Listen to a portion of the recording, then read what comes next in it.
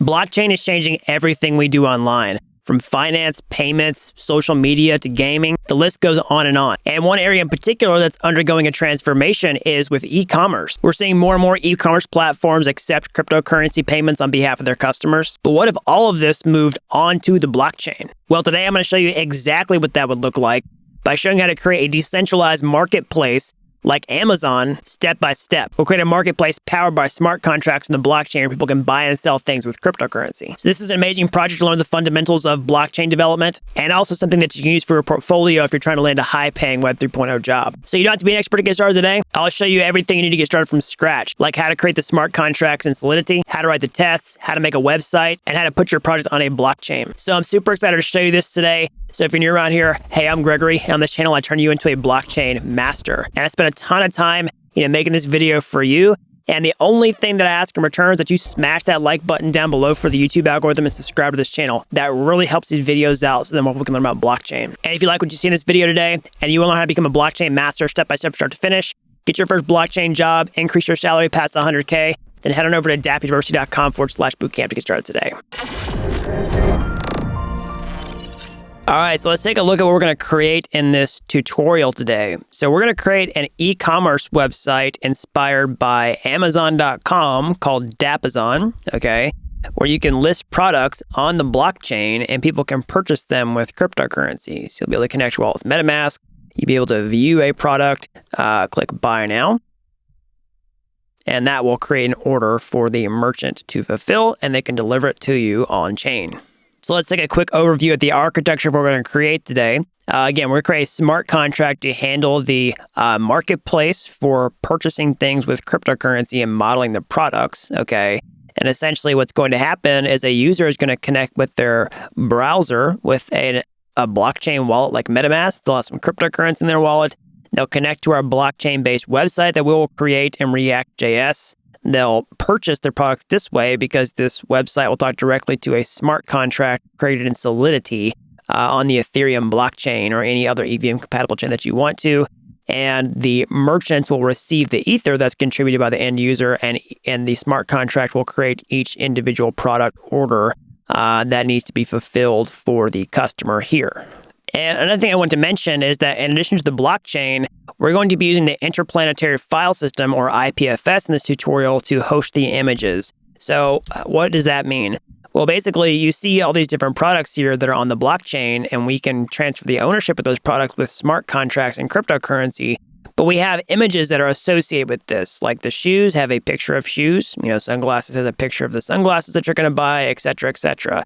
So these pictures should not go on the blockchain themselves, okay? It's not really good to store pictures on a blockchain. In some cases, you can't even do it at all. So that's exactly what IPFS is for. This is the Interplanetary File System, which is a file storage protocol, a decentralized file storage protocol that works kind of like a blockchain, but not really. Basically, we'll get into that more in depth as we see this, but essentially that's where the images are going to go. We're going to store a reference to those images on the blockchain inside of our e-commerce smart contract, and we will be able to distribute those orders to individual wallets and let people purchase them that way. All right, so let's go ahead and start coding. I'm going to put a link to this down in the description below. Okay, this is the GitHub repository for the project. So what you're going to want to do is go to this website, copy this link, all right, and go to your terminal and type git clone, all right, then paste in this URL, and you're going to do -b, all right, and then starter code. Actually, let me just make sure that's correct. What I'm doing here is I'm cloning the starter branch. So let's just see, it's called starter code, which you can see right here. All right. And you're going to hit enter. And we'll do CD, which means change directory, into starter code. Oops, sorry. CD into Dappazon. And so long answer short is once you're inside of here, you'll be right where you need to in order to start coding. Now, really quickly, let me explain what this is. You can see this starter code thing here. That's because Git supports the idea of branches. If you're just a brand new programmer, you're not understanding how this works.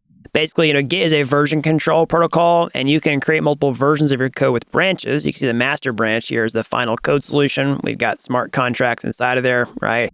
But the starter branch, if you change right here, just has the starter code. It's the final code solution just with some of the stuff taken out of it, right? So we can create the actual code so that we actually are writing it, right? So here's just a starting template, which we'll see in a minute. Now, you can see what I have here in my terminal. I've got it configured to show you what branch you're on. You can see all your Git branches like this, Git branch. You can see that there's starter code here. We don't actually have the master branch configured locally because we just only cloned the starter code, all right?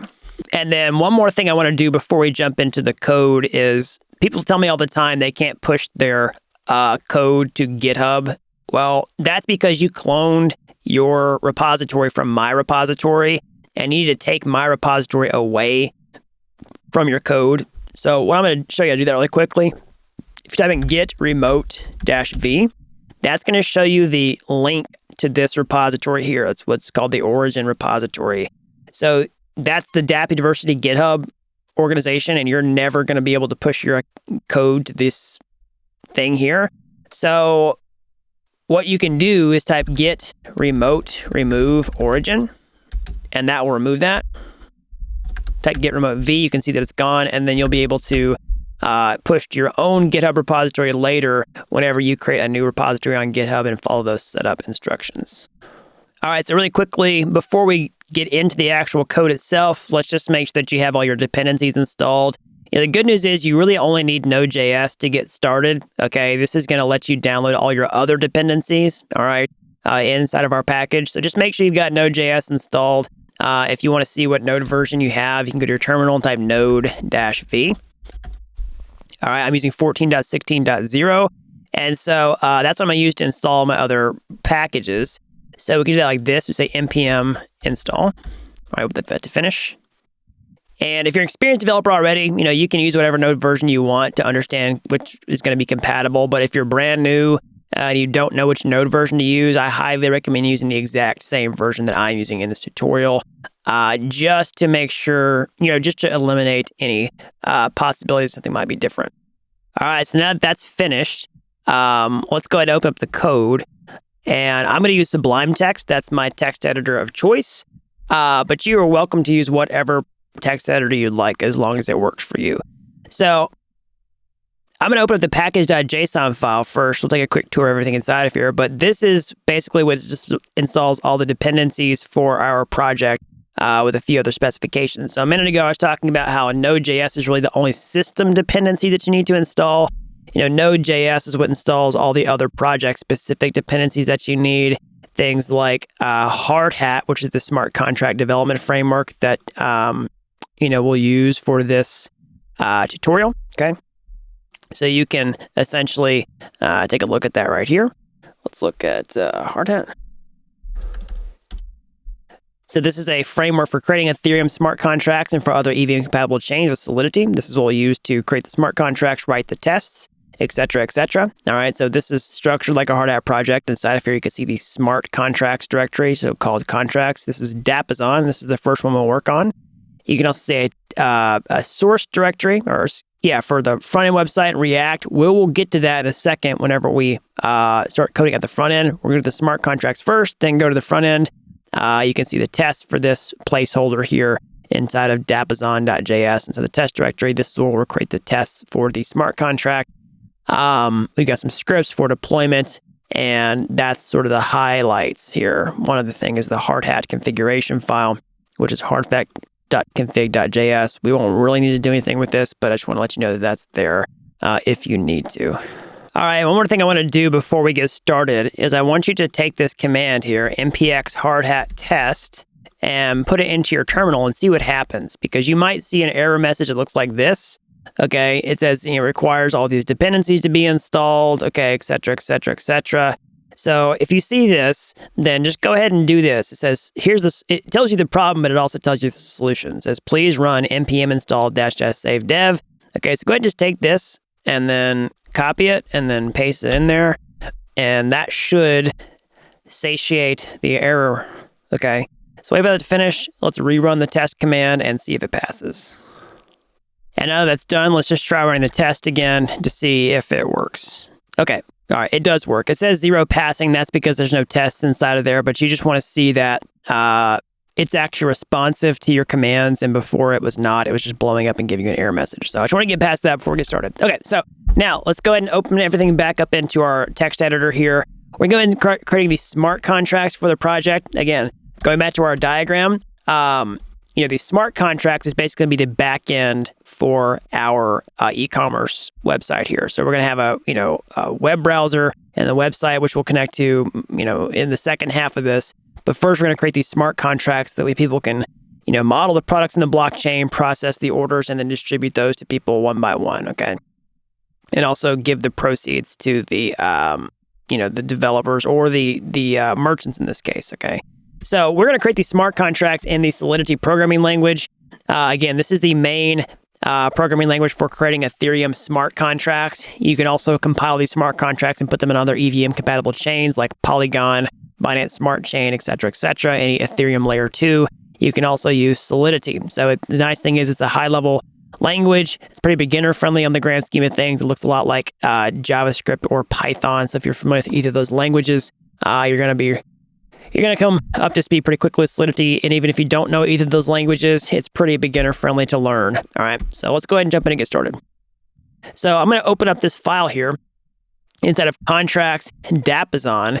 And this is going to be the place where we code out the smart contract. We've got a placeholder inside of here, inside of our starter code, so we can get started quickly. So we don't have to create everything from scratch, but we're going to do, everything else step by step. So you create a smart contract like this. You put the programming language version at the top. This is Progma Solidity version 0.8.9 or anything greater than that. That's what this caret means.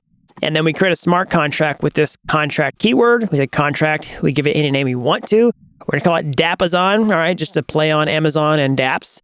And then we use these curly braces, open and close curly braces. And then we put all of the code for the smart contract inside these curly braces. Code goes here. All right. And then I use a new line that in my files is a character return as a programming convention. But so we're going to put all the code for the smart contract inside of these curly braces. All right, so let's go ahead and create a smoke test to make sure that everything's set up properly. So let's go ahead and write our first line of code inside of the contract here. What we're going to do is create a state variable that just stores the name of the smart contract. Okay, so I'll just show you what that is and I'll explain it. I'm going to say string public name equals Dappazon, and then followed by semicolon. So what is this? So this right here is a variable. All right. And it's something called a state variable. So let me just explain the syntax one by one to explain what it is. So what is string here? Well, Solidity is what's called a statically typed programming language, which basically means that anytime that you create something like a variable, you have to tell it what the data type is going to be for that variable, and you can't really change it to a different, type. Okay. So the whole idea here is that you're saying that this variable here called name is going to be a string when you create it, and it's only going to stay a string. Okay. And so we give it the arbitrary value here, name. All right. But we also give it this visibility, which is called public, which means that you can read the value of this variable outside of the smart contract, let's say on a website, for example, or inside of a test file, which we'll see here in a minute. Okay. And then we just assign it to the value of this thing called a string, which in programming is just any collection of characters inside of this, a quotation marks right here. Okay. So other possible values might be like an unsigned integer, which is basically just a number without a minus sign in front of it, a positive integer basically, or something like an array, which is a collection of items. It's like an ordered list. Okay. But string right here is just what it sounds like. It's just a string of characters. And you can give it human readable things like Dappazon, which we're going to do, which is perfect for name. So anyways, what does it mean to be a state variable as well? So it basically means that this value is written to the blockchain itself. So whenever we put deploy the contract out there, this variable value is going to stay forever on the blockchain, the name Dappazon, unless we change it inside the code. But basically nobody else can change it unless we give it access to. Okay, so let's go ahead and check that. I'm going to go to the test here and open up this file here, dappazon.js. All right. And so what is this? Well, this is a testing file where we can write automated tests for the smart contracts. So if you're not familiar with automated testing, what is that? Well, basically, what we could do, let's say that we want to check the name of the state variable here, Dappazon. we could check that a couple different ways. We could go ahead and deploy this smart contract to a blockchain of some kind, and then connect to that blockchain, maybe in a console in our terminal, and then check to see that the value of name was present, okay? We could, get on a website like remix.ethereum.org and, hand test this in our browser. Either way, you're looking at hand testing, but automated testing, what it does is it lets you write code that checks your code, okay? And that's really helpful as you're creating more and more behavior into the smart contract, because you don't have to keep doing the same things over and over and over and over and over again by hand testing, all right? You write it once in your tests, and then it just checks it every time you run the tests, okay? So a couple quick things I'll say about testing here is that we're going to test in a different programming language called JavaScript, all right? You'll notice we're writing Solidity for the smart contracts, and we're writing tests inside of JavaScript. And the last thing I'll say about testing before we move on here is basically testing is incredibly important in smart contract development because, basically there's a lot of risk whenever you're putting smart contracts out there. They might handle lots of money, and you want to make sure they're bug free. And, testing is an important part of that process. Also, smart contract code can't change once you put it on the blockchain. So you really want to make sure that it's right before it goes out there. So anyways, let's write our first test like this. Inside of this Dappazon file, we're going to basically create our first test example, all right? So inside of this, we're going to write all the tests inside of here. We're just going to say it, all right, has a name. Has a name. And so that it function, we're going to pass another function. All right, we're going to make this asynchronous, so async. And so inside of this, what we're going to do is deploy the smart contract like this. We're going to say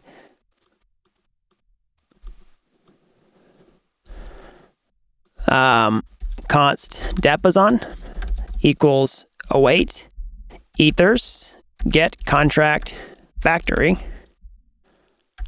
And I'm going to pass in Dappazon. And then we'll say Dappazon equals, Dappazon.deploy.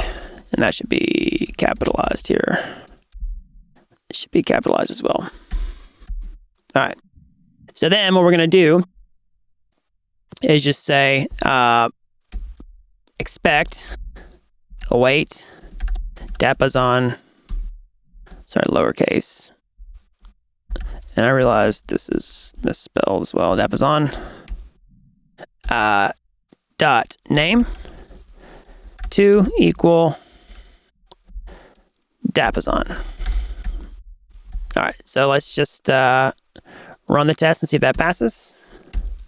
So we'll do npx hardhat test. That's how we run our tests at Hardhat. All right, boom. It passes. Dappazon. It has a name. So let me explain what we did here. So hardhat test is the name of hardhat. It's command for running the test. It's going to take whatever files are in here and run the tests. npx lets us execute hardhat commands from the hardhat version that's downloaded to our node modules directory that's specified in our package.json file. Okay, you can see that here. That's different from the hardhat that you might have globally installed with npm. This is the project-specific version. It's really nice because if I specify the hardhat version inside of here, everybody who's watching this tutorial will be using the exact same version and shouldn't have conflicts. So that's nice. And then let me describe the test a little more, talk about this. So our test is written in something called the Mocha testing framework that comes inside of Hardhat, also the Chai assertion library. So these are how we do things like, write things like should, should be equal, should have, should not be, things like this. These things that read like English. So, expect, await Dappazon name to equal Dappazon. What we're doing is you could have done this, right? You could basically say const name equals await Dappazon name and say expect name, to equal Dappazon. Let's just rerun the test and see if that passes. Yep, it works. So, and then what we did here was we actually fetched a copy of the smart contract with the Ethers.js library. So basically, Ethers is a library that connects your project to a blockchain, all right? So we're going to use this on the front end as well. But we can also use it inside of our Hardhat project. We can use it inside of our tests. So basically, it's connecting our test to the blockchain. It's basically saying, hey, go fetch that smart contract that we're working on here, call it Dappazon, and then deploy a copy of it to this test blockchain that's running in the background, which you actually don't see whenever you're running the test, but it does. And then essentially we can get a name for it, and we can check that this name variable has changed. So we can call it Dappazon1. You can watch the test change. It's going to fail. All right. And then you change it back, save it, and it passes. So that's the advantage of having tests. You can just continually rerun them and check to make sure that your code is doing what it is supposed to do. Okay, so that is a quick smoke test to make sure that everything's set up properly. Let's go ahead and start actually coding for real. So what I want to do now is show you about a constructor function inside Solidity. So this is a function that's run once and only once whenever a contract's deployed to the blockchain. We could say constructor, okay? And then we can basically say, instead of assigning the variable value here, we can basically just say name equals Dappazon. All right, and then we can basically just take this away. And we can assign name right here, name Dappazon. And then we can rerun the test again, make sure it still passes. Yep, still passes. Again, you're seeing the beauty of tests. Anytime we make a code change that's Solidity, we can just rerun that test and it still checks it. So one more thing I want to show you inside the test before we continue on here is how to use before hooks, okay? So basically, we're gonna need to deploy this. We're gonna need to write a lot more test examples than just this, okay? We're gonna write like probably about 12. And so what we want to do is take this code. We don't want to rerun it before every single test. So we're going to create something called a before hook. So we can say before each. And it's an async function. And what this is going to do is going to create some setup steps that are going to run before every single test example that we create. All right. So what we're going to do is basically take this part out and put it here. Okay, so basically this is going to deploy the contract. All right. And then we're going to save this to a variable here. Say let Dappazon. So basically we want to access this variable down here. All right, so we're going to save it right here. So we declare it here, we assign it here, we read it here. Okay. And then we're going to take these tests and organize them into a specific place. So we're going to say describe deployment. All right. And then I'm going to pass this in here. And we're basically going to group our tests by sort of different categories. Okay. So we'll say like describe deployment. We'll describe like listing products. We'll describe, purchasing products, all that type of stuff. But for now, I just want to organize the test a little bit so we can continue on with this. Run npx hardhat test, and it still passes. So now you can see in the tests here, it also organizes the test with the output. Here is just Dappazon, has a name. So Dappazon describe deployment, it has a name, right? Okay, so we've added this constructor function, and now what I want to do is basically create something called an owner of the smart contract, okay? So what is this owner and what does it mean? Well, basically, the owner of this smart contract is essentially going to be the person who owns the e-commerce marketplace. So you could think about it more like a Shopify store maybe than Amazon. You could definitely modify this to be more like Amazon where third-party people could list their markets, a little more decentralized, but this is more like your own e-commerce store where you're going to receive the funds of those purchases, okay? Because people purchase them, like the orders are going to go there. You can also think about a centralized entity where they, give products to third-party merchants if you want to. There'd still be some point of centralization. But anyways, the whole idea is you have an owner here that's just going to receive the funds if they withdraw them. And so we can save this basically to a blockchain wallet. So what we're going to do is essentially create an owner here as a state variable. All right, we're going to say address, public, owner. Okay, we're not going to assign it. We're just going to declare it here. So again, we did string right here as a data type for the name. All right, here's a name. But owner, you see, is address data type. So it's going to be a blockchain address, a lot like you see, here inside your MetaMask wallet. So this is, a blockchain address, a Ethereum address. And so that's like what the owner address is going to look like. So we're going to assign the owner here inside the constructor. We're going to say owner equals message.sender. All right, so what does that mean? Owner equals message.sender. Well, owner here refers to this owner state variable, okay? Whenever you have a state variable, you can access this value throughout the entire smart contract. So inside of other state variables, you can reference them inside of functions. Constructor is a function here. Whenever we create our own named functions later, like listing product, you'll be able to access the value of the state variables and also update them, okay? So what we're doing is saying that the owner's message.sender, this is the person who's deploying the smart contract to the blockchain. So Solidity has a global variable called message.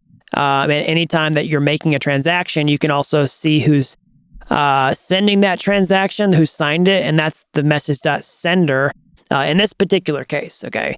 There's some nuances with that, but that's who it is in this particular case, okay? So that's going to be the person deploying the smart contract to the blockchain. Again, whenever you call this constructor, this is called once and only once whenever the contract's put on the blockchain, and the person deploying it is paying a gas fee. And that's whose wallet we're going to capture here and save it to the owner. So we can track that inside of our test. Basically, we go here into dappson.js and we say, let's just see here. We're going to say, we need to fetch the deployer address first. So we can do that with Ethers.js. We'll just say set up accounts. And say await ethers.get signers. Okay, so I'm just going to do this. Say console.log. I'll show you what this is first. All right, so you can see I did a console log that await ethers get signers. What it's going to do is return a bunch of different objects. And what these are is like 10, I think it's 10, maybe 20 different accounts that are provided by Ethers. Again, whenever we do these tests, you can see that it's going to spin up a blockchain in the background with a bunch of different accounts with fake Ether inside of them. So I'm going to open up a new tab here and show you this in PX Hardhat node. I'm skipping ahead a little bit, but you can run a test blockchain on your computer with like these 20 accounts with like all 10,000 fake Ether in them. Okay, that's the Hardhat development blockchain. You don't have to have that running in order to run the test. I'm pretty sure what Hardhat does is it spins up a virtual copy of that every single time that you run your tests, okay, maybe a lighter weight version, and then gives you these fake accounts like I'm talking about. And you can see that that's what we're doing when we do ethers.get signers, is we're getting those fake accounts that are in the thing. So we could see how many there are. We could say .length. All right. There's 20. All right. So what we can do, it returns an array. So what we can do is basically just say like, hold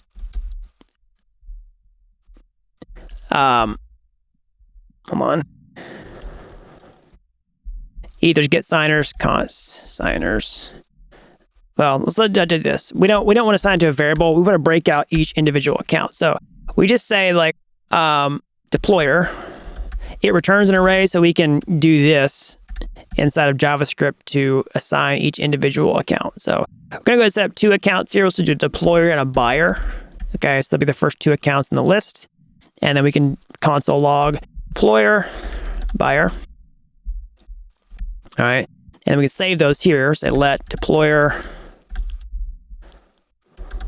buyer, and then run the tests. All right, so you can see the deployer and the buyer are logged. Now, these are big objects with a bunch of different behavior in them. That's because they're signer objects inside of Ether. You can actually sign transactions with them. In many cases, you're just going to check on the address in your test. So you can do like, call .address on each of these. And you can see what their addresses are. All right, so 226679C8. I'm going to see if that's actually the same. No, they're different. But yeah, I think it works basically the same. So anyways, now we saved the deployer and a buyer. Now the whole point of that is to show you that how to set up accounts in here, but we also want to compare this deployer with this owner of the smart contract, which we want to send right here. So basically, we're going to have a new test example like this. So just above name, we're going to do this. Since that's the owner, I would say expect await Dappazon owner, all right, to equal deployer.address. That's what I was talking about right there, deployer.address. You have to call it deployer.address because it's a tire signer object and you want to get the address off of it. Okay, so it sets the owner. All right, so now we have basically set the contract up. We have created the tests. I'm going to go ahead and take this name thing out of here. We don't really need that in the code. I was just doing that to set things up to show you a simple example. So let's take out this test example. Let's run the test again. All right, so name Dappazon. It's in the constructor. We need to take that out too. All right, so now we have our test set up. We're ready to continue off coding each individual feature. This should move a lot faster now that we have some understanding on the table. All right, so let's look at the main things we need to create inside this smart contract. We need to list products. All right, list products. We need to buy products. And then we need to withdraw funds from the person like who owns the marketplace, okay? So let's start with listing products first, all right? And what I'm gonna do is go ahead and collapse that file tree on the side, that sidebar. And I'm gonna put the tests over here, okay? So that way we can kind of see two things at once. But let's just kind of move this over so that we're not too focused on that. Yep. So let's go ahead and work on listing products. I'm gonna create a function inside Solidity to do this. So we're gonna say function, that's the function keyword. That's different from the constructor function because that's a special function which uses its own special name. But if you wanna create a named function with any arbitrary behavior you want to, you start with the function keyword, you give the name, we're gonna say list, you use these curly braces, okay? Not curly braces, open and close parentheses to put any arguments inside of there, we'll get to that in a second, and then use open and close curly braces, and then the code goes here, all the step-by-step instructions that you want to execute line by line inside of the function goes here. So that's the basics of a named function inside of Solidity like this. So what we're gonna do is first of all take some arguments for this function. Basically, someone outside the smart contract is gonna call this. So we can give it a visibility for Solidity, just like we had visibility for our state variables. We can also give functions visibility, all right? And we can say public.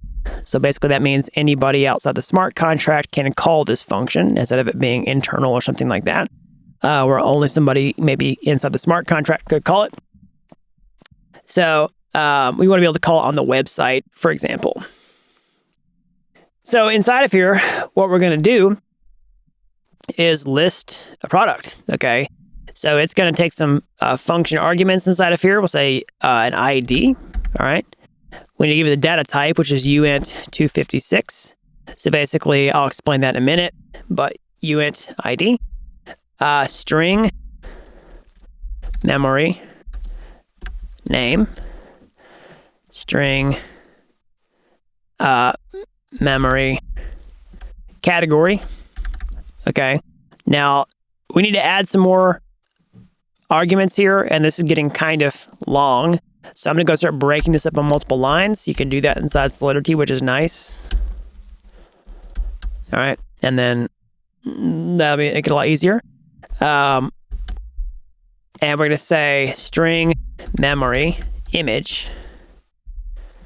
All right, and then uint 256 cost, uint 256 rating, and then uint 56 stock. All right, so let's go through this one by one and explain it. So whenever we're creating a product, okay, we need several different things. The product needs a unique identifier, which is an ID, which in this case is going to be a number. All right, again, inside Solidity, we're talking about a variable. It's statically typed, so you have to give it the data type. Uint 256, what that means is this is an integer, okay? So a number, right, that does not have a minus sign in front of it. So that's what unsigned integer means. So like, you know, -1 is different from 1 because this has a sign in front of it. It's a minus sign. So this is unsigned. There's no sign in front of it. That's what it means. Okay. So it could be 0, it could be 1, it could be blah, blah, blah, blah, blah, all the way up to the maximum allowable value of an unsigned integer of 256 bytes, okay? So, or bits. So basically, 256 is the largest size. It's a really big number. You probably won't have to worry about it for the sake of this tutorial, but there are different versions like uint 8, 16, 32, etc., etc. So the next is the name. Of course, we want a name for the product. This is a string. We already talked about strings in the beginning. Memory is just the data location. All right, string memory. Category or product category. Like, we'll just see, our example here. ID, category like clothing and jewelry, or electronics and gadgets, toys and gaming. All right. Image, of course, is going to be the image URL for the product. Okay. That's why it's a string. So uint256 is the cost. This will be the cryptocurrency cost, like an Ether, for example. You can see that here. The rating, okay, which is the rating, which you see here, the number of stars. And then the stock, which is basically going to be, are there actually anything in stock? So our website can say it's in stock or it's not. Okay, you can see ships from Dapp, sold by Dapp. And then buy now will be the functionality that we actually use to make the purchase here in a minute. All right, so now that we have created all the arguments for this, whenever we list a product, we can call this list function and pass in all these different, pieces of information. We need a place to save that information and also model it. So how do you model a product on a blockchain? All right, what do you use to do that? Well, the cool thing is Solidity has something called structs, which lets you create your own arbitrary data types. Again, Solidity is a statically typed programming language. It's got all these built-in types like, string, uint256. But you can also just do this. You can just say struct, which is a keyword, and say item, all right? And then you can create your own arbitrary data type, which is not native to Solidity. So that's what an arbitrary struct is. It's just this data structure. So basically, arbitrary, data structure. So basically, uint256 ID, which gives some attributes, exactly what we're saying here. String name, all right, so on and so forth. I'm just going to go ahead and speed this up, so I'm not typing them all out one by one. And then like this. So ID, name, category, image, cost, rating, and stock. And I'll go ahead and stop that there in case you want to pause the video and copy that down. All right. So we can basically take all these parameters that we passed in and add them to this struct. We'll create a new one like this. So first of all, this defines the struct and the structure of the struct. And it's horribly confusing. But this just defines what the struct looks like. It doesn't actually create one. So we can create a struct right here. So there will be a couple of different things. Create product struct or item struct. And then next we need to save item struct. All right. So that's two steps. One is take these arguments and construct a struct, create a struct. And then step two will be save the struct, save item struct to blockchain. All right, so we create an item struct like this. So now that we've defined it up here, we can basically just say item. All right, so first of all, we do like this: item, memory, item equals item. And then we can pass in all of these things right here, like ID, name, category, image, cost, rating, stock. Okay, so let me explain this code. Now, first of all, let me go ahead and break it up onto multiple lines here. Well, this is fine for now. We'll do that in a second.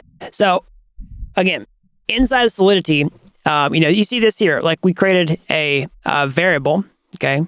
We said address public owner. We declared the variable here inside the smart contract, and then we assigned the variable in line like this to message sender.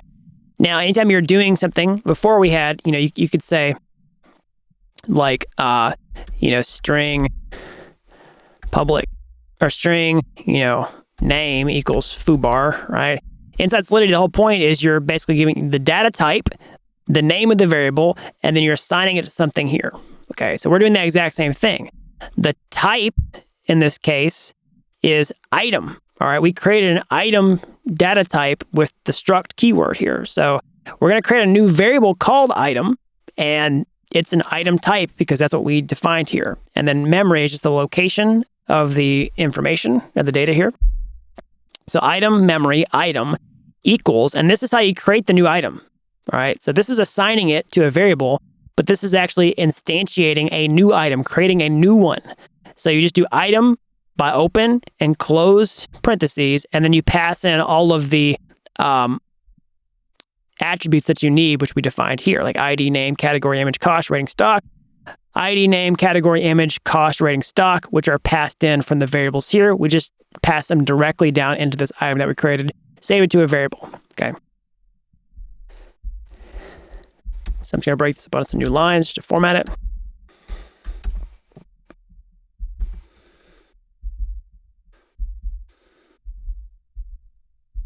All right, so that's step one, is to create the item struct.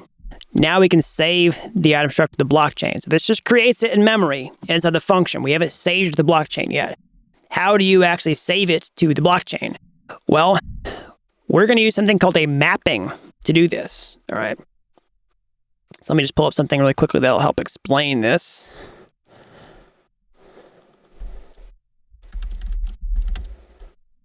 All right, so mapping is something inside Solidity that works as a key value store, which I'll put this up on the screen. We'll reference this here in a second. All right, so let me just show you the code syntax and we'll explain what it does. Up at the top of our file here, we're going to do this. Just below this item struct, we're going to say mapping uint256 item, then public items. Okay, so this is a mapping. Mapping is data structure inside Solidity that basically lets us treat the blockchain like a database. So I'll explain what that means. So mapping lets us save key value pairs on the blockchain. So what is that? Well, you can see an example of a key value pair here. Basically, you have something where you have a key, which is a unique identifier, and then a value, which corresponds to one and only one key, all right? So the whole idea, it's the idea of a unique key. So in this case, you have K1 corresponds to value A, B, C, et cetera, K2, A, B, B, K3, A, D, D, all right, K4, okay? So you can think about this like a traditional database. If you come from another programming background where you have a unique identifier in the database, like, record number 1, and then you tell, say, hey, go find record with the ID of number 1, and it returns a unique record. So that's like what we're doing here. Basically, we're saying mapping, and then that's going to create a new mapping. Here's the key. We give it the data type of the key, which is uint256. It's just a number that's not negative, all right? And then we give it, the value is going to be an item. So basically, this is going to let us save an item to the blockchain inside this mapping, and each item is going to get a unique ID here with the key so that we can put it in the mapping and also retrieve it from the mapping later. So then we save that to a public state variable called items so that we can access the value of this, from outside the smart contract and do things like display the products on our website, for example, and also read them inside the tests. So that's how we're going to save this item struct to the blockchain. So how do we do that? What's the syntax for that? Basically, you just say items, and you add a new item to a mapping like this. This is the items mapping. It's the keyword, the variable name items. All right. And then we just say ID. All right. It's going to be the ID of the new product that we've listed. You just pass in here.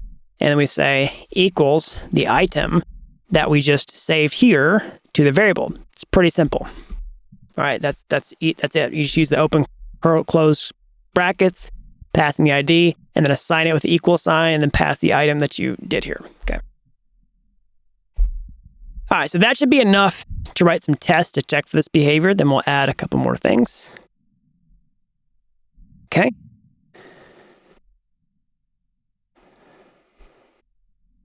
So, inside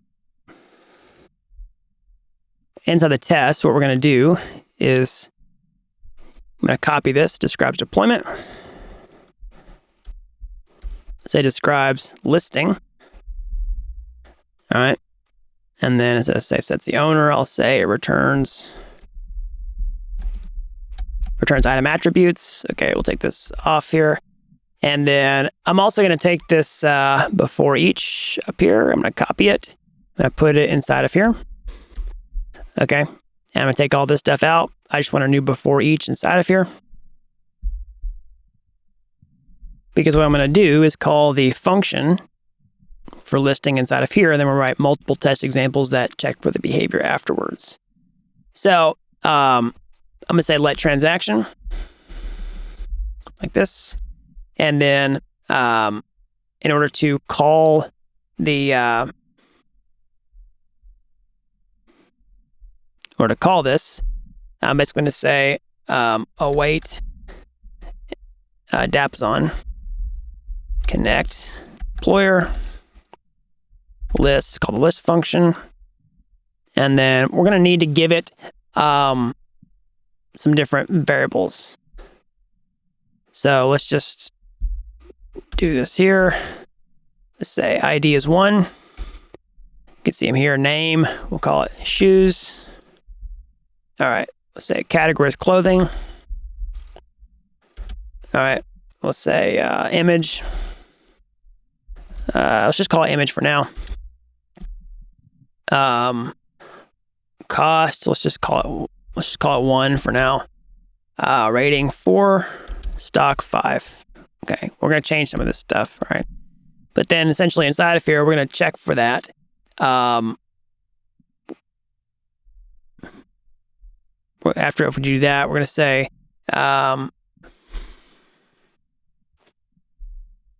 let's see here.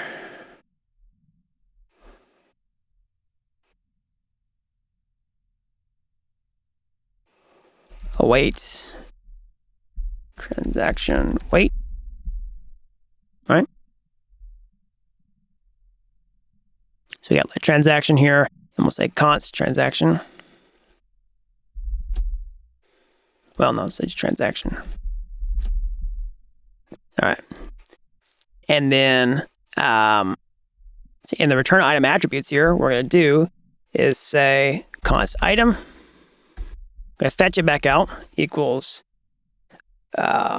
await Dapp is on items, pass in 1. Okay. And then first of all, let's just check the first thing about it. We're going to say const, we'll say expect item.id to equal 1. All right, so that's the entire test. Let's just run it really quickly, make sure it passes before we start explaining stuff. All right, so it returns the item attributes. Now, this is just the beginning of the test. We're going to do a lot more here, but I want to just get this on the page so you can see the basics of what's happening, okay? We're calling this list function over here. Okay, it's got, we're just passing an ID, name, category, image, cost, rating, stock. And we're just passing those in straight, just like this, ID 1, category, name, et cetera, et cetera. And so let's talk about this transaction thing. So the transaction is basically the transaction that's being submitted to the blockchain. What we're doing inside of here, we're just waiting for that transaction to finish its full life cycle before we run this test. So after that, we just go fetch the items. Okay, you can read items from the mapping with this public variable here.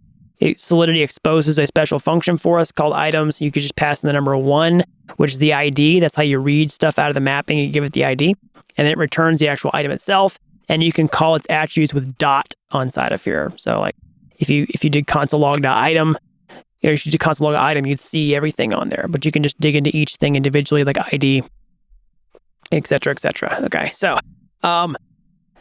let's do a little refactoring here. Instead of just passing in all this stuff here and checking it here, let's create some variables. Okay, so I'm going to create these variables right here. All right, I'm actually going to do these with constants. So we're going to move them up in a second, but we'll just say const ID equals 1. All right, so then we'll make this ID in a second. What we're going to do is basically define the constant here. We're going to do replace it here, and then we're going to use it,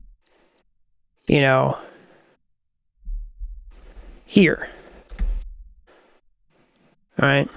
That way we don't have to keep like changing stuff, everywhere. We have these variables that really help us out. So let's just save that, and you can see the benefit, and now we'll refactor the entire code to do that.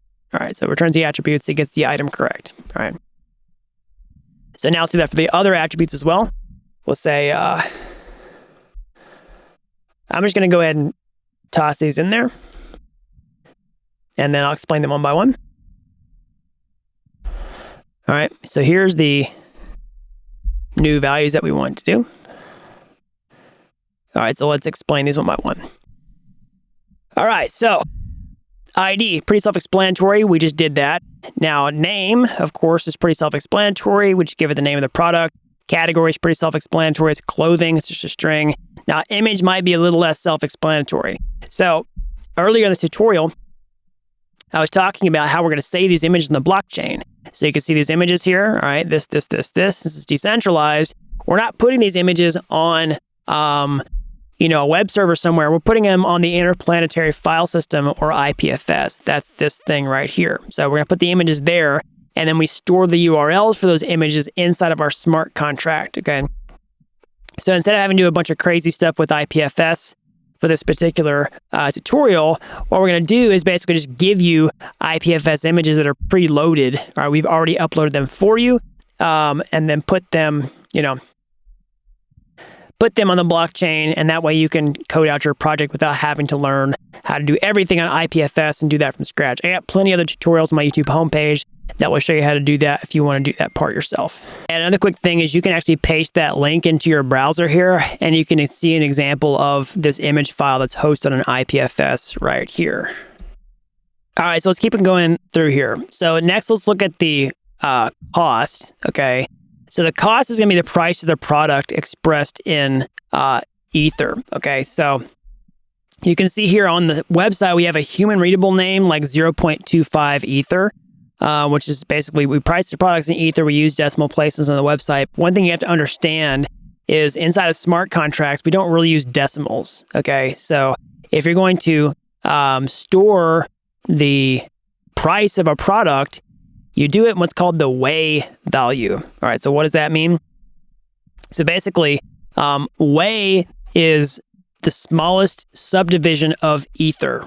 All right, so basically, it's kind of like the penny for Ethereum if you're talking about, US currency, US dollar. So like a dollar is looks like this, 1.00, and a dollar is 100 cents. Okay, so there's 2 zeros after the decimal place. So with Ether, there's 18 zeros after the decimal place. 1, 2, 3, 4, 5, 6, 7, 8, 9, 10, 11, 12, 13, 14, 15, 16, 17, 18. So basically one Ether, just like $1 is 100 cents, one is this many way. 1, 2, 3, 4, 5, 6, 7, 8, 9, 10, 11, 12, 13, 14, 15, 16, 17, 18. All right, that's how many way equals one Ether. So this is the unit that we use inside of smart contracts. So like when we store the cost, let's say the cost is 1 Ether. Well, it's this number right here because we're doing it in way. You don't pass in 1. You don't pass in 1 with decimal places. You don't use decimals. You use this. All right. So we need to be able to convert that. Okay. If you want to see that, you can look at a website like Ethereum Unit Converter. You can do 1 ETH is this many way. You can also say if it's, if you want to do 0.25 Ether. All right. Just like we do on the website, you can convert it to way. This is a pretty good, unit conversion for doing that.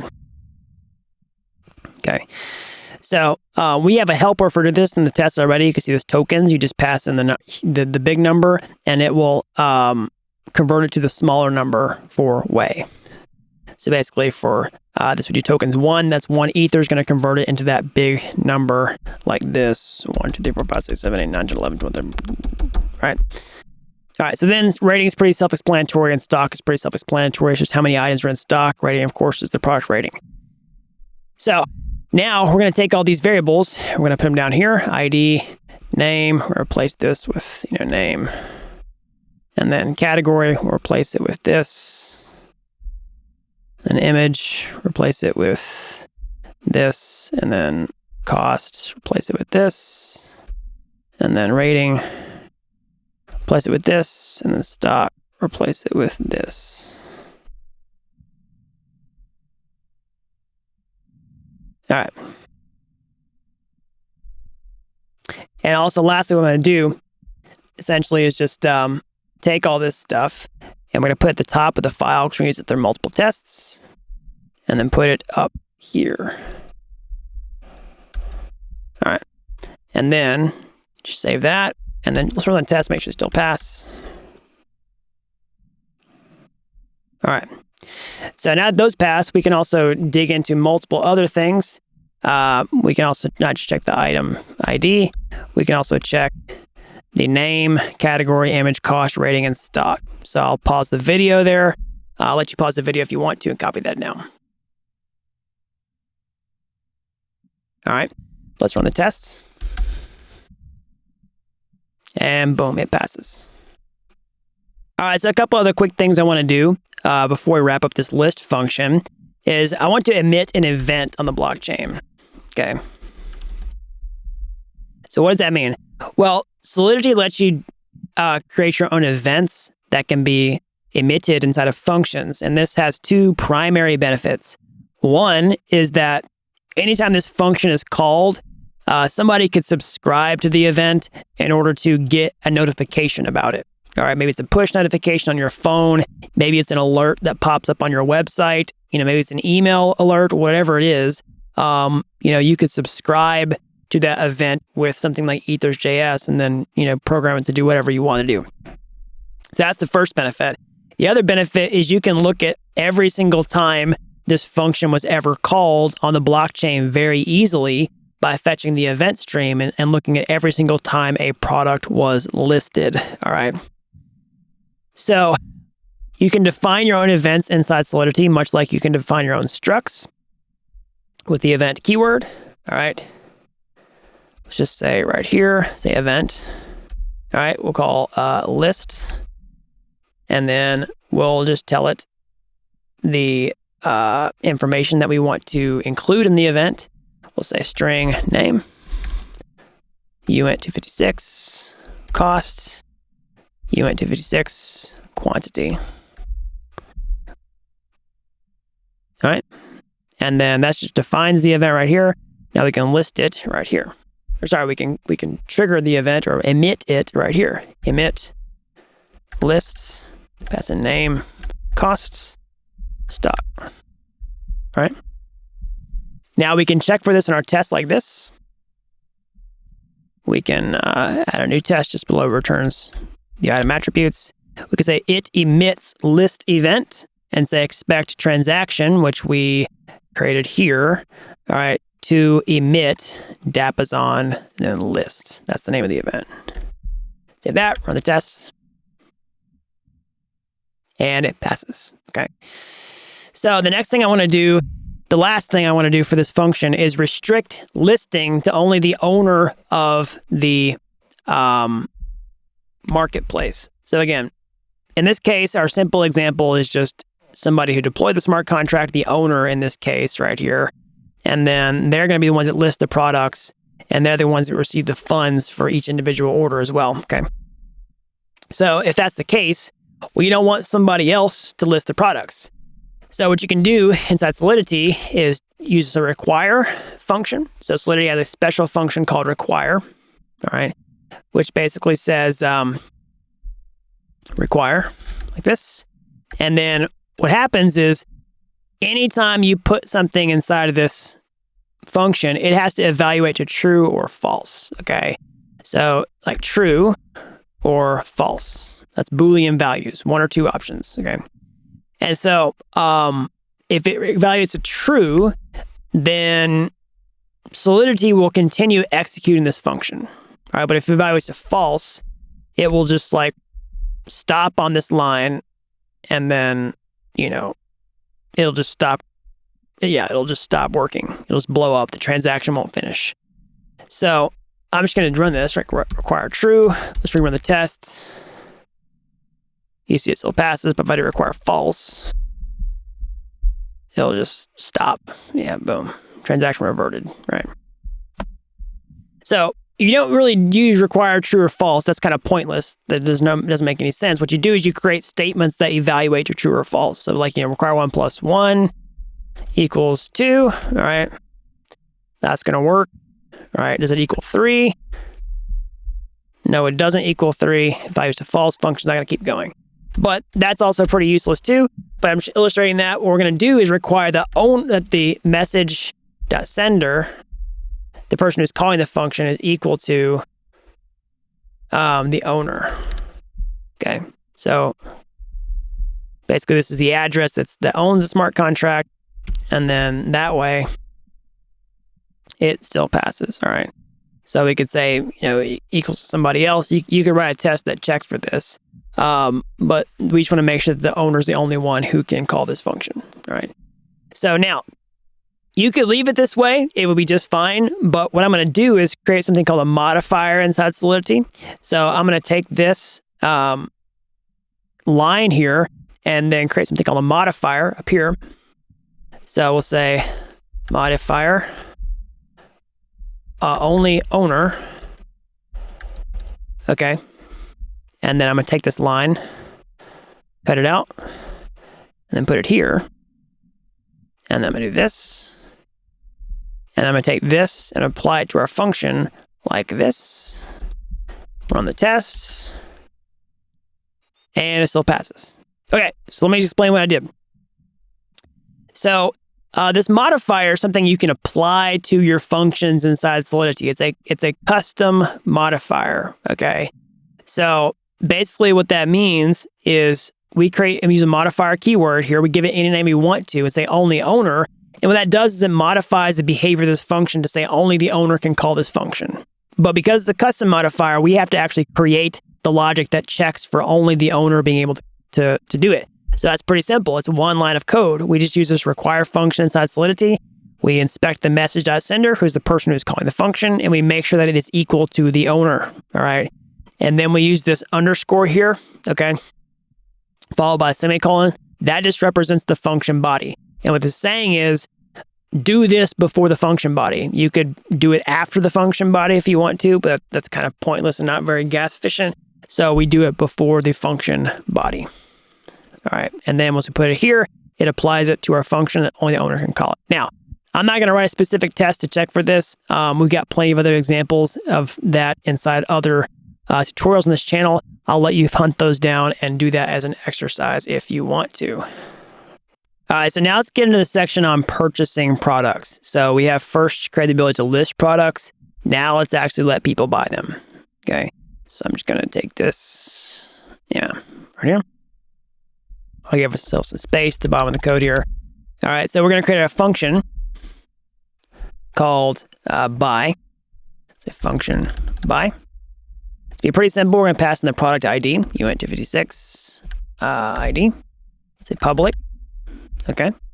And what's going to do is they're going to send in cryptocurrency to this transaction, and then it's going to actually make the purchase on the blockchain. Okay. So let's look at what we need to do. We need to receive the funds, crypto. We need to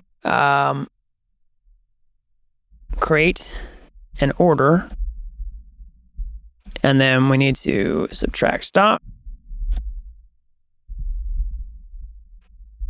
and then we need to emit event. All right. So let's start off with receiving crypto. So let's talk about the workflow here. All right, inside of Solidity, inside of the project. So what's going to happen is somebody's going to go to a website and they're going to send Ether in when they can purchase products with Ether. Okay. So what's going to happen is those funds are going to go straight to the smart contract. They're going to stay in the smart contract, and then the owner can withdraw the funds from the smart contract. And whenever they pay, it's going to create an order for their products. And of course, we can fulfill those products and deliver them to them. All right. So let's talk about, how to do that. So in order to send Ether into the smart contract, you can do that in a variety of ways, but we're going to do it with this buy function. All right. So what you can do is send Ether to the contract this way. You can call payable. That's a modifier that's built into Solidity that you can apply to your functions. And what it's going to do is allow people to send in Ether when they call this function. So let's look at an example of that. All right, let's test for it. And so right now, somebody calls this function. All it's going to do is just, call the function. It's not going to run anything inside of here, but it is going to let them send Ether into the contract, and it'll get stored into it. We can go ahead and check for that. So let's go into our tests, and then down below here, let's describe listing. Let's just copy everything basically. Copy that, minimize it, and then let's just take out one of these. Okay, and then let's take out this, and we'll say buying. All right, so let transaction equals await, Dapp is on connect deployer, and then instead of, well, sorry, we want to still list a product. Hold on. We still want to list a product here. But we can take all these and put them up on its own line.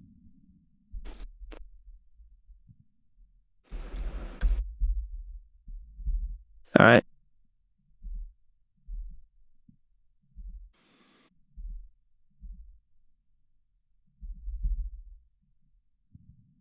And then we want to do await transaction wait. And then next we want to do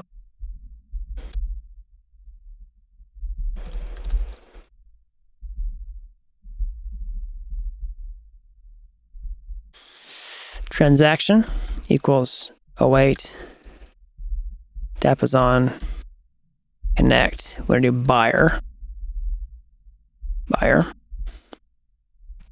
So again, we got deployer up here, and then buyer. All right, and then buy ID. All right, that's the function. That's the argument that it requires. All right, and then value cost. All right, so what does that mean? It's basically ID is the argument that is required, and then you can put in these curly braces in here to put in function metadata like value. Okay, so value is the amount of Ether that's getting sent in. We can only do that because we've got this payable modifier on the function. And the cost is the value that we're going to send in. So this cost that we defined up here, which the product price is just 1 Ether, basically we're going to just pass in that value here. And then let's just save that. Let's just run the test. We're not actually checking for anything. Let's comment this out for a second. Let's just run it. All right. Let's make sure nothing breaks. All right, nothing breaks. But let's actually run a test example. We're going to say, let's just say it updates the contract balance. I'm going to do this and I'll explain it. All right. So I'm going to copy that down. I'll let you pause the video. All right. So what we're doing here, it says it updates the contract balance. That's result equals await Ethers provider get balance. It's just how you check the balance of anything with Ethers. And then we pass in the address of the smart contract itself. So we're checking the smart contract balance. We get that here. And then we say we want to make equal to the cost. Okay. All right, boom, awesome. So we successfully sent in Ether with that transaction. If you want to see this, you can just do like console log result. All right, yeah, here's the value. It's 1 Ether. That's 1 followed by 18 zeros. All right. So anyways, it updates the contract balance. That's what we're doing here. Okay. Now, what else are we doing here? Well, you want to do things like receive crypto. That's done. Check. You can also see if you take off payable, it's not going to let you do it. All right, you see an error there. All right, so you need the payable modifier on the function to receive crypto. So receive crypto, check. Now we need to create an order. Okay. So how do we do that? Well, basically, we're going to create a new struct, just like we did with the items. Okay, we're going to create a new struct called order. Like this, boom. So order, struct order. We're going to give it UNT256 for the order time. And then the item is actually going to be the nested struct for the item that's in the order. So we can create a new order in there like this. All right. Basically, I'm going to say order, memory, order, just like we did with the item here. And then I'm going to say order, okay, order, memory order, block.timestamp, and then item. All right, so let's explain exactly what's going on inside of there. So first of all, I explained this order, memory, order. We're creating a new order named variable order. Memory is the location. Order is the data type, which is this struct that we just created here. And then we instantiate a new struct like this, and we give it two attributes it needs. The time, which is this. I'll explain that in a second. And then also the order item, which is this, which we also need to fetch that from the blockchain. So how do we do that? We do it like this. We say fetch item. All right, and we say item memory item equals items. We read it from the mapping like this, items underscore ID. All right, and that becomes our item that we include right here. So this is how we put an item into a mapping right here. We assign it. We do items ID item. We give it the key. And we assign it to the value. Here we can just fetch it. We're doing the opposite. We're assigning it. We're retrieving an item from the mapping. We just give it, this, and then we're putting it on the opposite side. You see what I'm saying? So, order matters. This is on the other assignment, the other side of the assignment, and this on this side. All right. So let's also explain this. So each order needs to have a unique timestamp so that we can understand when it was created. Okay. So I'm gonna pull this from my screen here.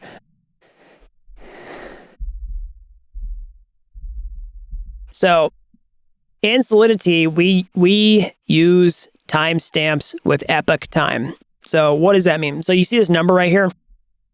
This is a number that represents the current time in seconds.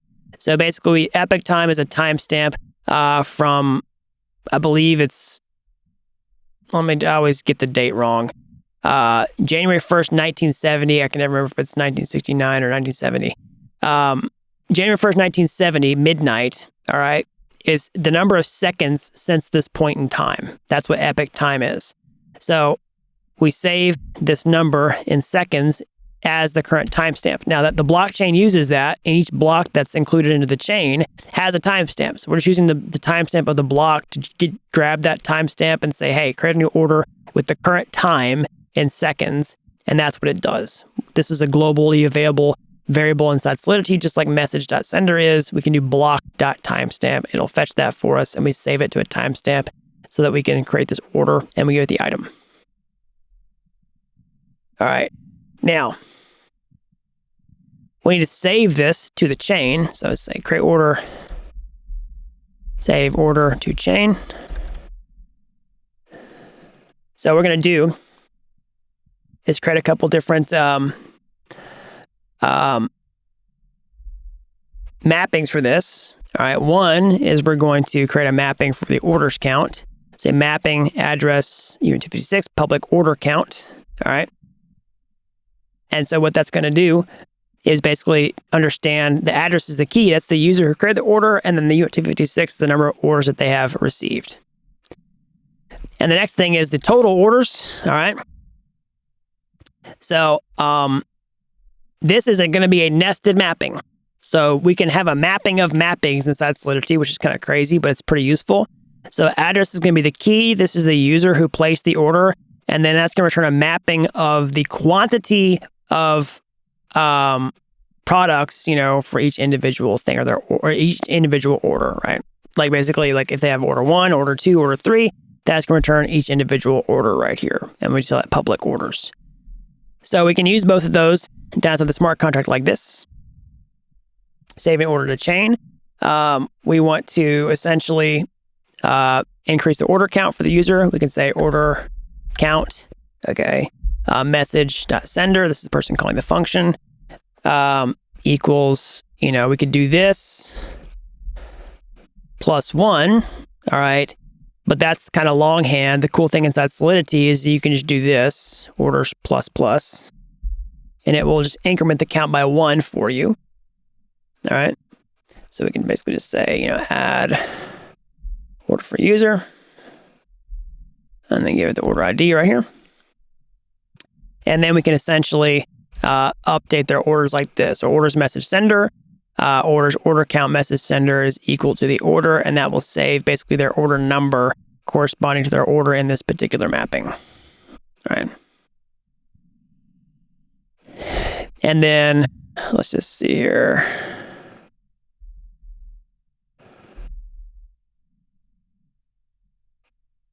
And we can also subtract the stock while we're at it.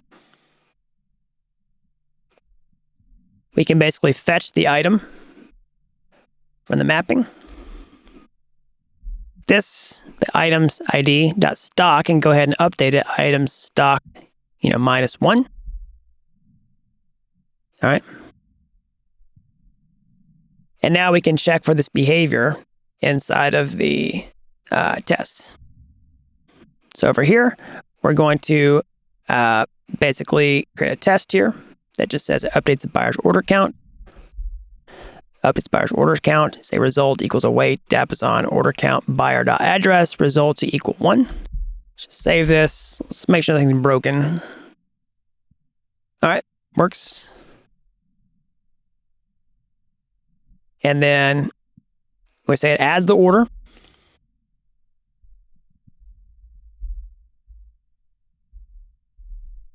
Like this, order equals await Dapp is on orders, buyer.address 1.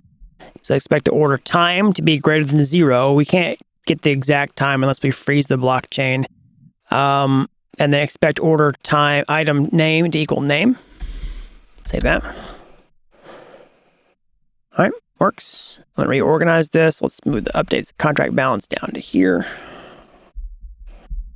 And then lastly, let's check for it to emit a buy event. Let's write the test first and then get it to pass. So we'll say it emits a buy event. So expect transaction to emit Dapp is on buy. All right. And then let's do that. It's going to fail. Uh-oh, shouldn't be emitting a buy event yet. Let's hope that our thing is actually working. So I think this might, let's see here. All right, let's change this first of all. Let's say listing, this should be buying. Let's make sure our other tests are actually passing. Hold on. Let's just say, let's say 2. Just make sure it's still working. All right, so that's actually failing. So let's see, let's make sure. Yeah, let's make it actually emit the buy event. The test passes properly. So what we're going to do is go up here, create a new event. All right, just above the lists, we'll say buy. So buy, it's address buyer, UNT56, order ID, and then item. I'll pause that if you want to copy that down. And then down here, we're going to emit the event like this.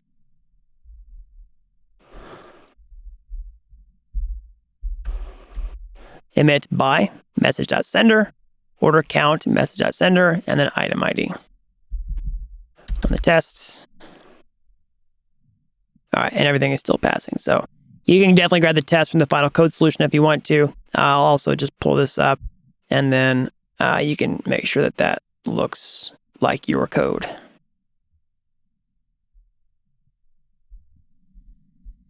Okay. So now what I'm going to do is I'm going to change a couple more things inside of here. Now, we want to add some requirements to this function to guard it before they get deployed. So, before we talked about, require, we talked about this require function inside Solidity. Basically, it takes an argument, accepts it as true or false, and then, lets you continue executing the function body or not. So in my case, what I'm going to do is basically, I'm going to add some requirements on my own. So just below this, I'm going to say, make sure that they are sending in enough Ether to actually purchase their product. So like this. So require message.value is greater than or equal to the item cost. All right. We'll just save that. We're on the test. still passes. If you want to check for this specific behavior, you can write test for failure cases. I've got other tutorials that show you how to do that, but I want to get through to the front end so that you can see how to do that. We require the items in stock. Okay, like this, item.stock is greater than 0. All right, and that's going to make sure that, this is a valid entry.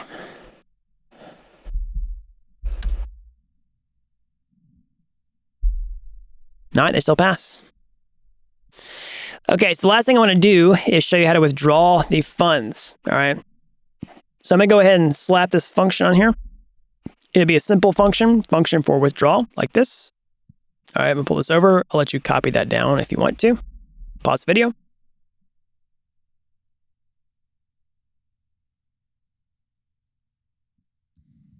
All right, so let's explain it. So inside, so we're doing is creating a function called withdrawal. All right, we're creating that from scratch. We're saying in public. All right, and say only owner. So, only the owner can call this function. Only owner is the one who can actually take these funds out of the smart contract. Okay, and so what we're doing here, Solidity has multiple ways for you to transfer Ether inside of smart contracts. Okay, so you could use the transfer function, which we're not going to do in this case. We're going to use call, okay, which is this is a preferred pattern that I see among many Solidity developers now. So what you're going to do is say owner, which is the person. You're going to say call. So call, what it does is it just sends them a message, and we can give it value, just like message.value, like we see, up here. All right, message.value, which is the amount of Ether getting sent in with the transaction.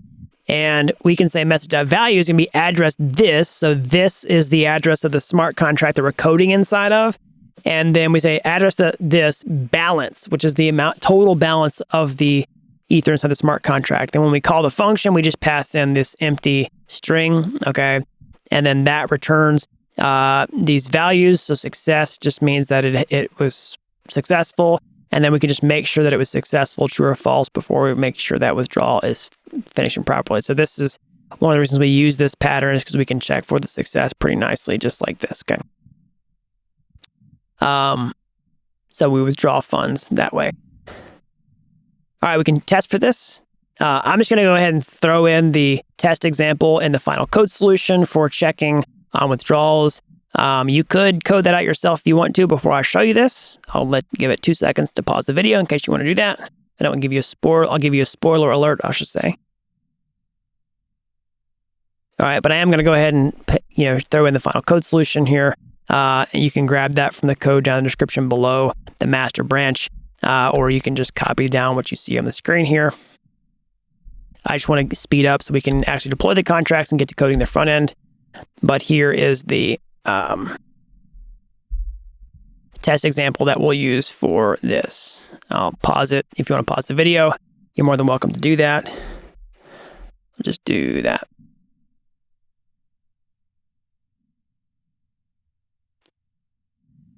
Okay, so basically we have this before each function that essentially sets up the scenario. We have balance before. So we list an item just like we did before. We buy the item just like we did before. And then what we do is we get the deployer balance before we withdraw. So Ethers provider get balance deployer.address. And then we actually do the withdrawal here. Transaction wait, Dapp is on connect, deployer, withdraw. And then we wait for that to finish. And we say it updates the owner balance. We just check for the balance of the deployer right here. We want to make sure it's greater than the balance before. Okay. And then we check the balance of the contract. We say result equals await Ethers provider get balance, Dapp's on address, expect result to equal 0 because you did drain the entire balance. Let's save that. Go to our terminal. And boom, there we go. Awesome. So we have successfully coded out the smart contract for this Amazon clone Dappazon tutorial. So I wanted to get to that last part pretty quickly so that we can, move on to the front end side of things. Okay, so let's just make sure that we're all squared away, good to go. Now what we want to do is take our smart contract and take it off of our computer and actually put it on a blockchain. All right, so now let's take the smart contract that we've created and put it on a blockchain. So this will be a multi-step process. The first thing that we want to do is actually start a local blockchain on our computer so that we can actually deploy the contract to it. Now, if you go to your the GitHub repository that we were working with before, all right, or even your your README file below, you'll see this command here, npx hardhat node, okay? And you can open up a new terminal tab separate from your workspace and paste that in, all right? And what that's going to do is basically start a development blockchain. And so you can see this has got 20 different accounts inside of here, account 0, account 1, account 2, account 3, account 4, account 5, all right? And then essentially what that's going to do is give you all these accounts, and they're each going to have 10,000 fake ether inside of them. You can see the public, the account address here, which is a representation of the public key, and then the private key, which is like the account password right here. Now, I should always give you a warning. If you're going to use these accounts, you definitely should never use these accounts to hold any real money, because anybody who's watched this tutorial has seen these private keys. And if you're using the default Hardhat configuration, everybody's using the same private keys. So you're going to lose all your money is the whole point if you try to put real cryptocurrency inside of here. This is fake. It's not worth anything. Don't get excited. All right. So that's our development blockchain that we're going to use. Next thing we want to do is create a script inside of our Hardhat project to put the contracts on the blockchain. So you can see inside of here, this test file, there's, the scripts file, there's a deploy.js file, okay? So the scripts directory, there's a deploy.js file. So Hardhat lets you write scripts, which are just like instructions in a single file, written inside JavaScript in this case, that tell it to do anything you want to. You have access to the Hardhat runtime environment inside of here. But in this case, we just want to create one that deploys the smart contracts. It takes them off of our computer and then puts them onto a blockchain. So we're going to call it deploy.js. We've already got this file named for you, and we've already got some setup inside of here. We got Hardhat pull in here. We got some items, which we'll see in a second. And then we've got this tokens helper that we had in the test, and then we have this main function, and then this thing that calls the main function. This just comes from the boilerplate setup. This is what Hardhat recommends for us to do. But the whole point is, code goes here. All right. So what do we want to do inside of here? Well, remember inside dappazon.js, we did all this like setup where we like use ethers to deploy the contract, et cetera, et cetera, et cetera. And we get like ethers get signers. We basically want to do the same type of stuff in our deployment script, okay? So we're going to set up the accounts like this, all right? First, we're going to say, const deployer with brackets around it. Goes await ethers get signers. That just gets the first account from the list, okay? As a visual, that's going to be this account right here, all right? And then it's account 0. Then we can deploy the smart contract like this. This is just like our test setup. Say deploy dappazon. So dappazon equals await HRE ethers. So HRE is because Hardhat is pulled in. We have to do HRE.ethers instead of regular ethers. Get contract factory dappazon, and then we deploy it, and we get the deployed copy like this. We just wait for it to finish. All right, and then we can console log that, console log deployed dappazon contract at this. So this is just using string interpolation inside JavaScript to get the address and put it on the screen. Okay, and then we could just stop there and be done, okay? But what we want to do is actually create a website that, lists all these products on the page. So we don't want to just deploy the smart contract, okay? We also want to seed the website with some actual products so we don't have to list them manually, all right? So what we're going to do is go ahead and do that inside this. So you could create a separate script to do this, all right? Or you could basically just do it inside this deployment script, which is just fine for the sake of this tutorial. So what we're going to do is say list items, all right? And you can see I've got this items, source.items.json file here, and we're saving that as items. And so you can go to source items.json, and you can see this, all right? And basically what this does is it creates some products for you. So you can see it's already got ID1, camera, electronics, IPFS.io. You can copy this URL and you can go see that it actually corresponds to, you know, an actual camera. All right. You see this drone actually corresponds to an actual drone. All right. And so basically, you know, if you want to upload your own products to IPFS, you could go through that, get the URL back. All right. If you want to create some unique products, you can basically just change this. You can just copy and paste these things. Just make sure you separate them by a comma. Okay. And you increment the number each time. All right. And change the values here. Okay. So that's the items that we're going to list in the marketplace. So how do we do that? Well, I'm just going to go ahead and throw this in there. All right. And explain it. You can grab this in the final code solution if you want to. I can also explain it. Actually, let me just do this. So what we're doing is using a for loop inside of JavaScript. So a loop is something that executes multiple times based upon a certain set of conditions. So basically, this is the content inside the loop, and this is getting run over and over and over and over again on loop. So how does it work? Well, basically, we create a variable called I, which starts at 0, and we say as long as I is less than the item's length, so items, which is all the items in this array, it's got like 10 products or something. How many items is it? It's 9 products. So as long as this is less than 9, then keep running the code inside this loop on repeat. But after every time you run this code, do this, which is basically add 1 to the variable I. So I starts at 0. The first time this runs, I is going to be 0. Is it less than 9? Yes. So run this code. And then once you're done running this code, increase the value of I to 1. All right. So second time it goes through. 1, is it less than 9? Yes. Okay, run this and then increase it by 1. It's 2. Is 2 less than 9? Yes. And repeat until you get to 9. All right. Is 9 less than 9? No, it's not. So then just stop and don't do it anymore. Okay, that's how it works. So anyways, so 9 times we're going to do this. We'll say transaction equals await Dapp connect deployer list product. And then we're basically going to dig into this item.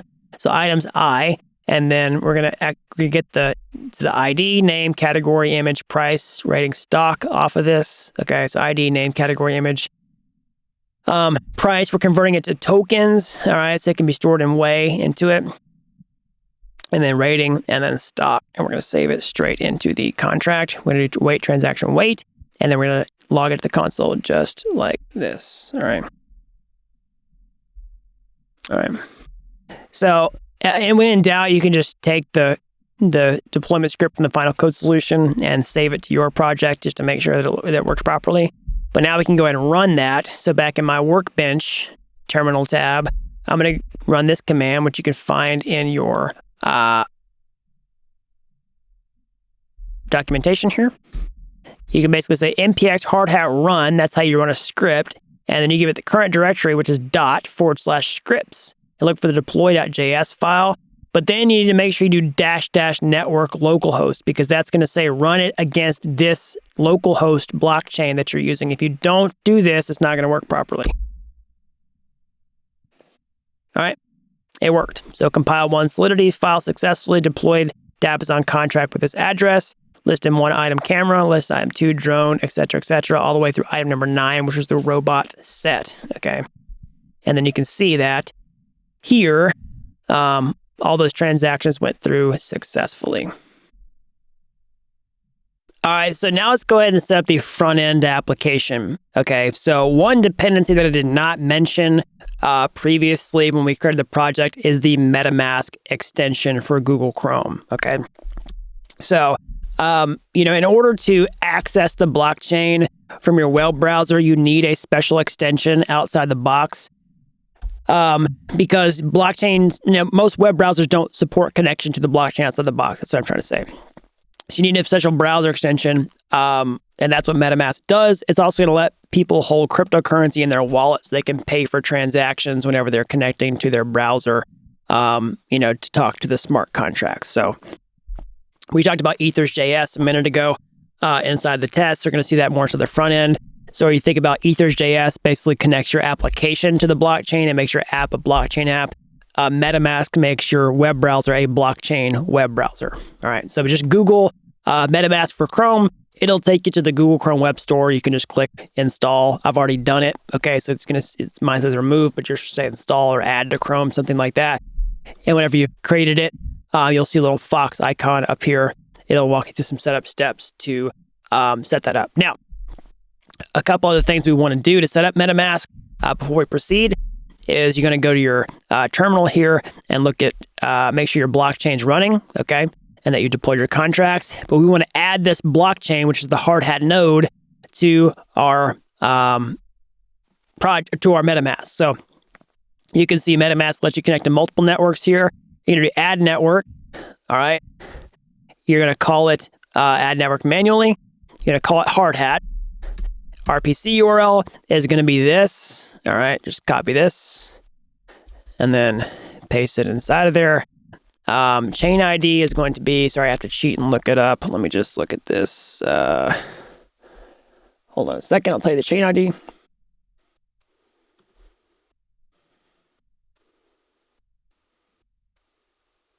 Is 31337. I'll say that 31337. Currency symbol is ETH, and then we'll leave Block Explorer out. So now, it's not going to let me save it because I've already added this to my MetaMask wallet, but just click save, and whenever you do, you should see Hardhat as an option. It'll probably automatically select it for you once you've added it. Just switch away from the Ethereum mainnet or whatever else you're using, and then just do that, okay? Now, the next thing we want to do is go ahead and import some accounts from MetaMask, all right? So you see this account here, account 0, account 1, account 2. We're going to import the first 2 into our project. So take the private key, all right? And then go to your Hardhat, and then, sorry, your MetaMask, and then here, go to import account, okay? And then paste in your private key, click import. I've already done it, so it's not going to let me do that. Whenever you do that, you can edit the name of it, all right? You do account details, and then just edit the name. I'm going to call mine Hardhat 0, okay? Because I'm gonna make it correspond to the actual way that Hardhat names the accounts. So it starts with 0, goes to 1, goes to 2, goes to 3. All right, then I'm going to repeat that step for the second account on the list. So private key, copy for account 1. I'm going to import it, and then I'm going to, see I've got account 1 here. I go ahead and do this since I use Hardhat a lot. I've already done it for basically 5. I've done it for, 5 or 6 total Hardhat accounts. You don't have to do all 6 for the sake of this tutorial. But if you're developing the Hardhat regularly, every time you start that node and restart it, it uses the same account. So it's nice to go ahead and have those saved in MetaMask. One consequence is you need to learn how to reset your MetaMask with the Hardhat account. So I'm going to show you how to do that right now. Go to just account details. Or actually, no, go to this, settings, advanced, and go to reset account. Okay, it's going to clear your account history. Doesn't delete any data off the blockchain, but I do that every single time that I restart Hardhat. So Hardhat 1, there's some errors that you run into inside of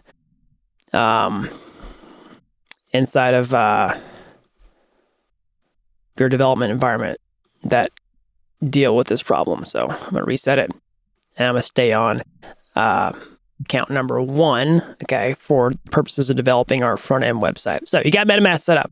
So now we want to go ahead and boot up the front-end application. So if you go to your code here, you see this here. So start the front end, npm run start, all right? So you'll go here, and this is our workbench. I'm going to open up a new terminal tab, okay? We've got one for the blockchain here. Now I'm going to do one with the web browser. So let's do npm run start, okay? And that's going to start the web browser. It'll automatically load up the project here, all right? It won't show you all this stuff because that's the final code solution. And then whenever that's done, you should see that here, okay? So you just see this initialized page. Welcome to Dapp is on. We'll, fill this page out with everything. I'm going to keep this screenshot here. All right, this is the final screenshot of the actual project. just so that when we fill out the code here, we can kind of compare it to the final thing. We can kind of begin with the end in mind and yeah, go from there.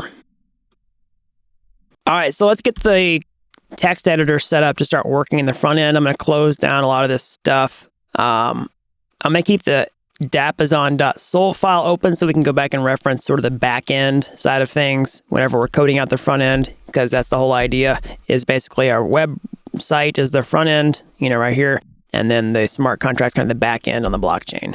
So, you know, the contracts is sort of where the back end goes, and then the source directory here, this is where all the front end stuff goes. Now, why is it in the source directory? Because we have two projects fused into one. Okay, we have a Hardhat project, like I was showing you before, which is like a folder that has all your files for the smart contracts. It lets you, you know, write the smart contracts inside there, write tests. But we also have a React project inside of there. So if you're not familiar with React, what is it? It's a JavaScript library for building user interfaces. So JavaScript is the programming language that we use to write the front end. And then React is the framework. So React is not a programming language. It's a framework, which is a set of tools that lets you create front-end applications very quickly. It's component-based, so you can put your code into reusable files called components.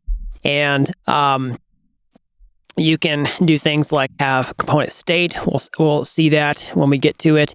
You can mix HTML and JavaScript inside the same code. So you can see this is JavaScript render and return, but then you can see some HTML code inside of here. And then you can even mix in JavaScript inside of those inside the HTML code with the curly braces as well. Okay, so you'll see React in action. The best way to learn about it is just start writing React. So let's do that. Let's go to our project here. You go to source. You can go to app.js. And here is your initial top-level React component, and you can see that message, welcome to Dappazon. That's exactly what we see inside of this right here. So we could change that to, you know, put an exclamation point on it and save it. If you go back to your web browser, you'll notice that the change has taken effect, which basically means that you don't have to refresh the page in order to, you know, see that code change. You know, the web server hot reloads the page for you, that's what's running here. Now, you'll also see all these warnings inside of here. That's okay. These are just warnings from the server, from the linter. These aren't actually errors. It's still compiling. It's still showing you on the page. But these will get addressed as we continue developing out. They're only there because we cleared the code out for a starter branch. All right. So you'll see this is a React component. We're using functional React components in this tutorial, okay, as opposed to class-based. If you don't know the difference, it's not a big deal. If you're learning React for the first time, just learn it this way. It'll all make sense. So we give it a function called React. We do return. This is the HTML that gets returned on the page, and then we can put whatever we want to inside of here. We can define functions inside of here. We can import other files just like we do here in libraries. We're importing the Ethers library. We're importing some React libraries. We have other components that we're importing right here. So you can see these components in the component directory. It's in a subdirectory for navigation. All right, this is gonna be the Navbar on the page for each individual product, for each individual rating. We've got some templates inside of here, right? We'll customize these templates, right? But you see these other components. They have a name, const rating, and it returns some HTML, and then we wire it up. You know, const section, and then we wire that up, right? Const navigation, wire that up. Okay. So let's we can see the ABIs for the smart contract, and then also the config. All right. So we'll get into some of these details here in a minute, but let's just start, you know, adding some stuff to the page. All right, so let's work on our first feature for this front-end application, which is really going to be this navigation bar up here. Okay, so let's go ahead and create this nav bar where we can we can connect our wallet to MetaMask and display the account on the page. So the first thing I really want to do is essentially show you how to retrieve the account from MetaMask. Okay, so what I'm going to do is have this app component here. Is I'm going to create a function here called const load blockchain data. All right. A function. All right. And then what we're going to do inside here, I'm going to say console.log, say loading, and I'll just do that, right? So now, I've created a function there. Boom. Awesome. Done. You can put functions inside your React components. You can put HTML on the page inside this return here. All right. But if you go to the actual thing, if you do inspect, all right, and then you look at your console here, click over to console, you don't see anything logged to the console. Okay. So why is that? Well, because we have, defined this function, but we're not calling it. So we're going to use something in React called use effect. All right, you can see this here. This use effect is a hook from React. And so what it does is it lets us, call a function whenever this component is rendered on the page. So use effect. All right. And then we pass in a function like this. And then basically we call load blockchain data. And then I'm going to pass an empty right here. And then now we can see that it is loading on the page. So now what I want to do inside of here is show you how to retrieve the account from MetaMask. Okay. So we're going to start with this thing called window.ethereum. Okay. So inside of your console here, well, let me just take this out. It's probably not going to let me do that yet. So inside our console, let's do window. All right. So window is just the object inside JavaScript that corresponds to the actual window you're looking at. So you can see the window.ethereum, all right, is this. Okay, so this is the connection to the Ethereum blockchain that is provided by MetaMask. All right, and specifically, it's the connection to the Hardhat blockchain itself. Okay, so we can use that to we can do this. We can do window.ethereum.request.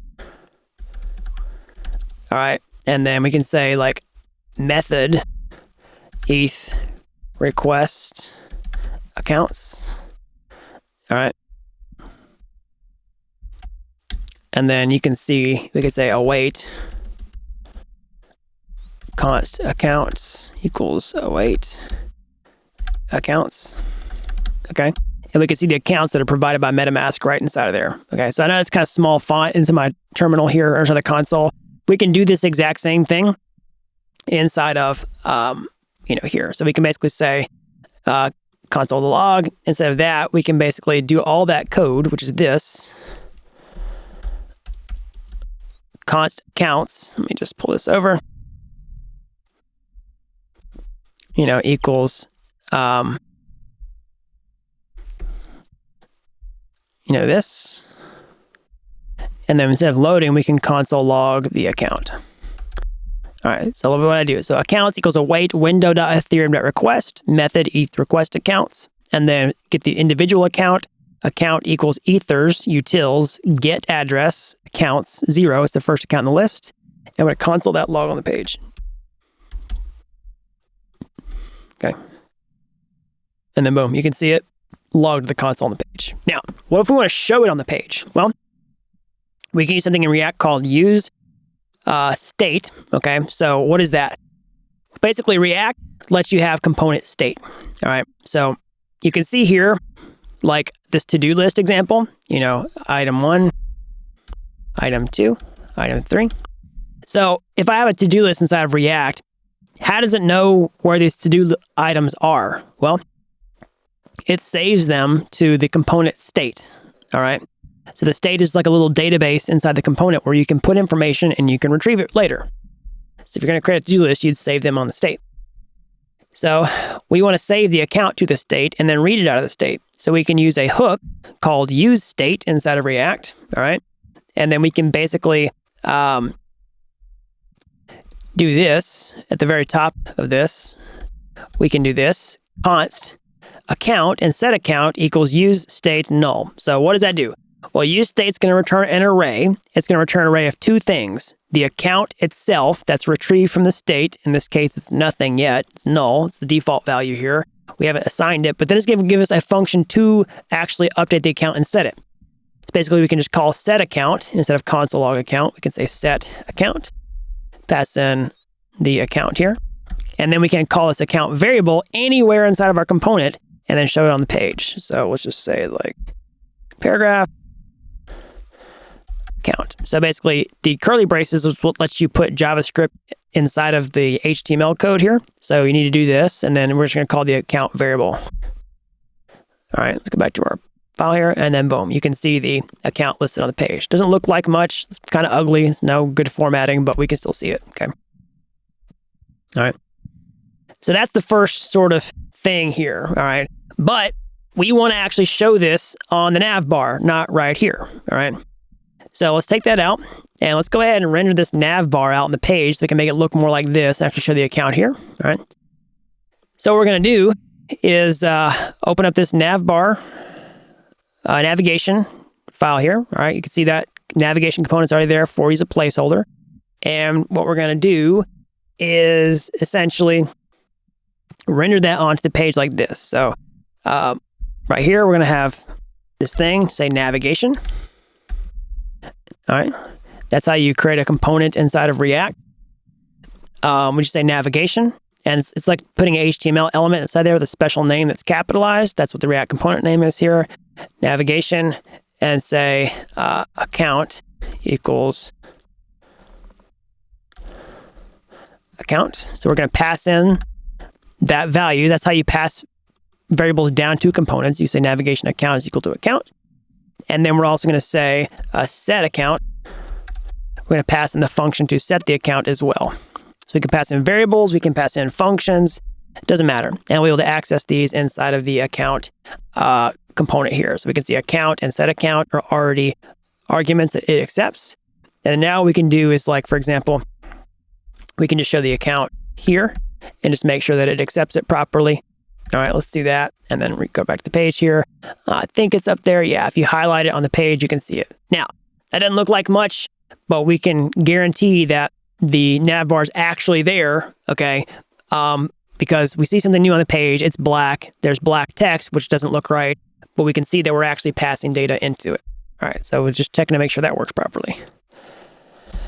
Okay, now, with the navbar, what we want to do is make it look like something. Like, we want to make it look like this. There's a lot of work to do, but the good news is we've sort of got some templating for that, and we also have the styles generated for you. So I don't really want to focus a ton of time into like writing CSS in this, course or this tutorial. So we have this index.css file right here where we've pre-written all the CSS for you, so that you don't have to spend time worrying about that. You want to focus on getting good at the blockchain side of things, not the styling side of things, but you're going to get a nice thing that looks cool out of the box without having to focus on this. So you've already got the CSS inside of here. We're just going to create the appropriate HTML with the CSS classes inside of each component, and that will automatically absorb the CSS for you, okay? So let's go ahead and fill that out. So inside of here, what we're going to do inside of this nav and do is take out this account here and we're going to replace it with this. All right. So div is just an HTML div tag. We say class name. You have to use class name instead of class inside of React because it's a naming conflict. We say nav __ brand, and we say h1 Dappazon. Right, h1 is just a level 1 heading in HTML. All right. So we'll go back here and then boom, there we go. We see Dappazon looks just like the mock-up there. All right. And so next we want to do is add, an input for the search field. It's going to be a dummy search field for now. All right. So we'll say input type equals text, class name equals nav __ search. All right. And then boom, there you go. We got a search field. And the next we want to do is we're going to go ahead and add a button for the account. We'll just show on the page. Say button. We'll do this. All right, button. And we're going to say basically, all right, button, type button, class name equals nav __ connect. And we'll just show the account in there. All right, just do use the curly braces and pass the account in here. And then boom, we can see the account there, but you can see it runs off the page, right? It looks terrible. So the cool thing is we can shorten this, like MetaMask shortens all the accounts just like this. And so instead of doing that long ways, we can shorten it or abbreviate it with something called slice. So we do that like this. So account.slice basically takes the first few characters and then adds in this ellipsis, this three dots here, and then adds the last few characters just like this. Okay, so save that, and then boom, we can see the abbreviated account there, right? And then the last thing we're going to do is create this unordered list right below here, which is going to have the dummy categories for each of the things. So it's an unordered list, class name, nav links, electronics and jewelry, electronics and gadgets, toys and gaming. You'll be able to, it'll automatically go to those sections once we have those on the page. Okay, we don't have them yet, but these little things, once you click on them, they'll actually navigate to those sections. Okay, so I'll let you pause that if you want to copy that down. All right, so let's go back and check it out. All right, boom, that's looking a lot better, a lot better. Now, one final thing here. We want this thing to request our account from MetaMask. So when they come and check on it, we want to click the connect button to actually fetch the account. We don't want it to automatically load because somebody may not have MetaMask installed, all right, whenever they go, or they may not want you to automatically get their account out of it. So we're gonna let them request it. So what we're gonna do is basically do this. We're gonna take out, we're gonna create we're going to do this. Like, I'm going to do some logic on the page, and then we'll just explain how it works. So take this out. And we're going to do this, all right? So we do some conditional logic in here. Basically, see account, if it exists, all right, we're going to add a button, all right, and we're going to show it on the page just like we had it a second ago. And if not, we're going to have this button that says connect handler and then connect. Okay, so let's just show that on the page. All right, it's still going to show you the same thing. All right, connect handler is not defined. Let's go ahead and create a function at the top of the file called connect handler. Let's do const.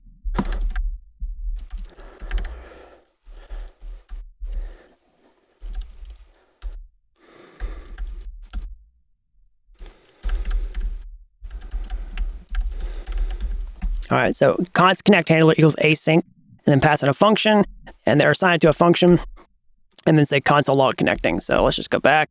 And then now it should look the exact same, okay? So let's explain what we're doing. So right now, we're loading the account inside of here, okay? So what we want to do is basically take all this and cut it, all right? And then put it inside of here. All right, so take this out.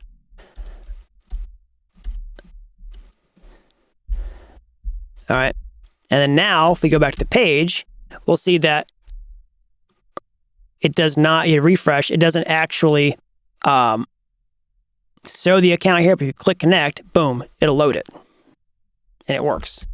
So what happened? So basically we were loading the account previously in the app component and then passing it down through here, okay? But now what's happening is that account doesn't exist yet, so we use this conditional logic, says the account exists.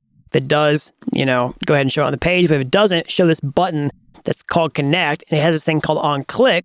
And anytime you click this button, it's going to run this function because it's an onClick handler called connect handler. And inside connect handler, we're going to do that exact same routine that we had in the top level. We just move that code down here, and then it knows how to set the account, okay, up here inside the parent component, and then it'll pass that account back down in here. It will notice that the account exists, and then it will show it on the page. All right, so now the nav bar is working and it looks just like the mock-up. So what we're going to do is continue on to the next section, which is listing the products on the page, just like we see in the mock-up here. So what we're going to do is go to our app.js file here. Okay, we're going to edit the content on the page. So instead of welcome to Dapp, we're going to replace that with Dapp best sellers. Okay, save that. See that copy looks the same as the mock-up. And now what we're going to do is load all the products. Now, we can't do that yet because we are not connected to the blockchain. All right. So, well, we are, but we're not connected. Well, kind of. There's lots of stuff we got to do. We have to make a connection to the blockchain, and then we have to load the smart contracts in there and then fetch the products from the smart contract and put them on the page.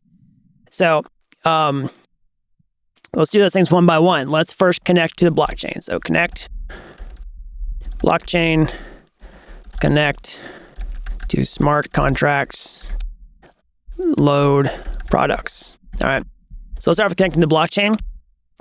basically what I was saying before is, just like MetaMask turns your web browser into a blockchain browser, we use Ethers.js to turn our application to a blockchain application. Now, this is a React app. It's written in JavaScript. It does not talk to blockchain natively.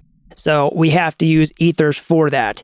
So basically, Ethers uses something called a provider in order to do that. And it's going to connect to that window.ethereum object, okay, that we saw when we connected to MetaMask to fetch the account out, okay?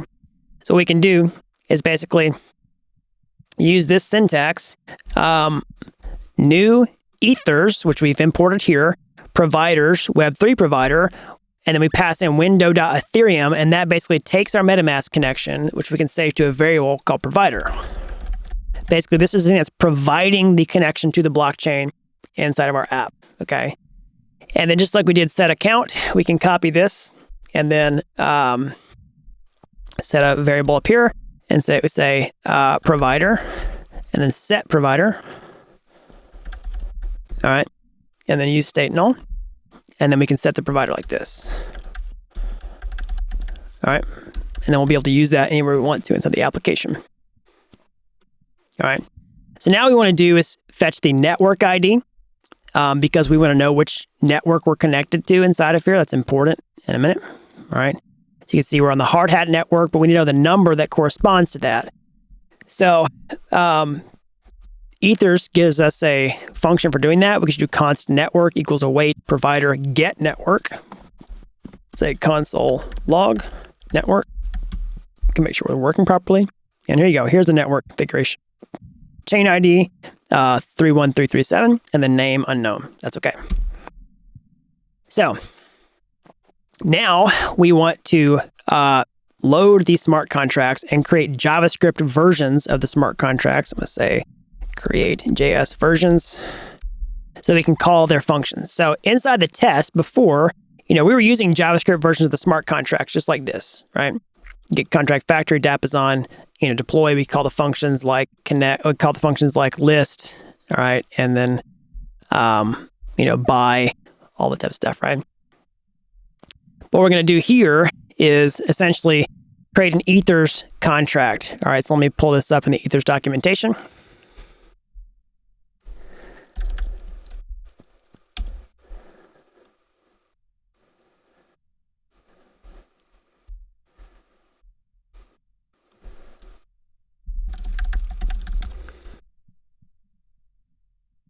Okay, all right, so here's an example. So here is how you create a new contract instance inside of Ethers. You go new Ethers, capital C contract, and then you give it the address of the smart contract in the blockchain, the ABI, okay, of the, of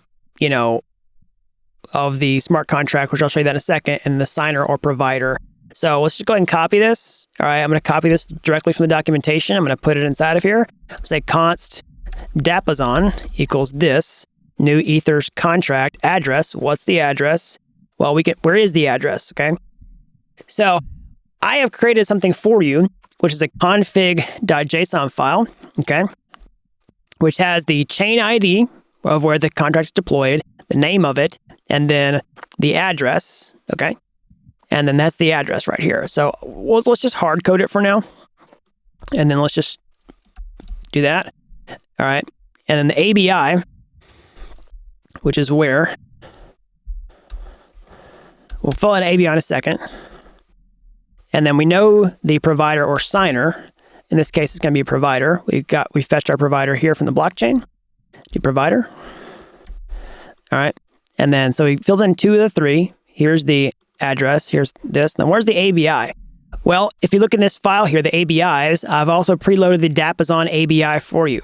So what is the ABI? So it is the abstract binary interface. That's what ABI stands for, which is basically just a JSON file that describes like how the contract works. It describes the functions that are available to call, what type of functions they are, whether they're read or write functions, and whether, what arguments that they require, et cetera, et cetera. Like you can see the buy function, okay? It shows you what's inside of there, okay? Inputs, outputs. It's got the events in there.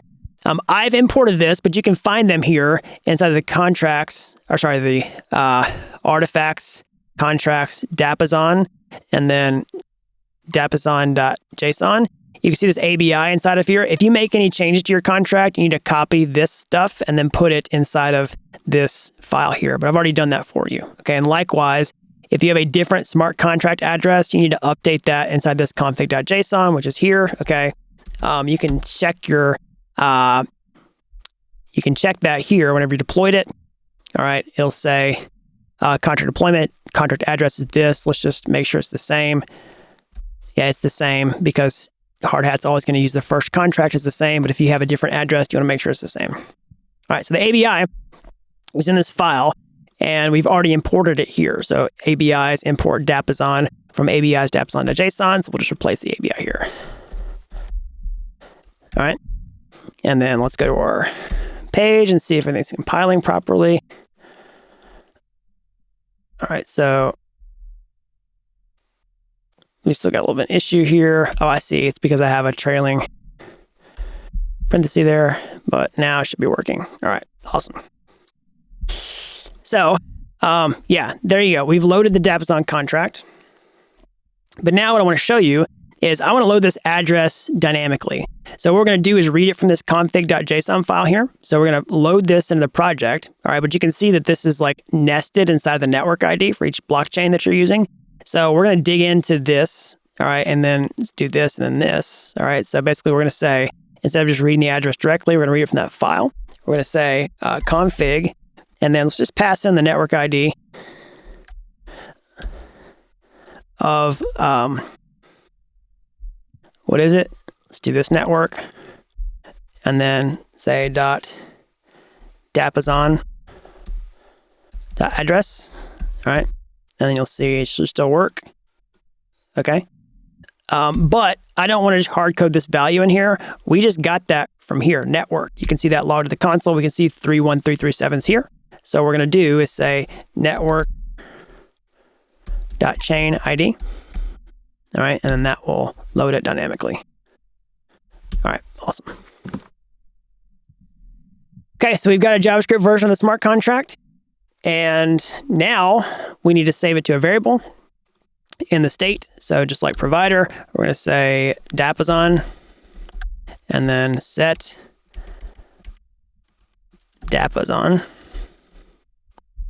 And then we're basically just going to say set Dappazon right here. Okay. All right. So now what we're going to do is we're going to list the items from the smart contract. So we're going to start off and put them in an array. We'll just create a new array here. So load products. All right. We're going to say const items equals this empty array here. And what we're going to do is loop through them like this. We're going to use a for loop in JavaScript, just like we did in the deployment script. We'll say for var I equals 0, and then I equals less than 9, I plus plus. We're going to say const item await Dappazon items, okay? Then I plus 1, and then items push, and then we can do console log items. Let's just see if that works. And boom, there we go. We see the items there. Camera, electronics, this is all the stuff from the blockchain, right? Here's the URL, et cetera, et cetera. So what do we do? So we use that for loop, and then we said await Dappazon items. Again, inside the Solidity smart contract, we have this items mapping. And so what we do is we just give it each ID 1 through 9, and then it returns the item, and then we can put that item into this array, which we added here, okay? So now what we want to do also is organize these items on the page, okay, in categories like clothing and jewelry, electronics and gadgets, et cetera, et cetera. So what we're going to do is filter through each of them, and you can use a function inside JavaScript called filter to filter through an array. We'll say items.filter. And we'll pass in each individual item with a function. And we'll say item.category, which is this right here, our electronics, right? We'll say if it's equal to electronics, then we're going to return that to this subset. So you say const electronics equals these items. Okay, so I'll do that. All right, then we'll console log that. And then boom, you can see the electronics are just 3 different things: drone, camera, headset. That's exactly what we see here. Drone, camera, headset, right? And then we can do that again for the other categories. We can do it for clothing and toys. So we just copy that and then duplicate it. So clothing, toys, all right? And then we can essentially save those up here. So we'll have our categories. So below set account, we just do this: electronics, set electronics, clothing, set clothing, toys, set toys. And then I'll just let you see that if you need to. And then down here, we're just going to set them. Set electronics, set clothing, set toys. Okay.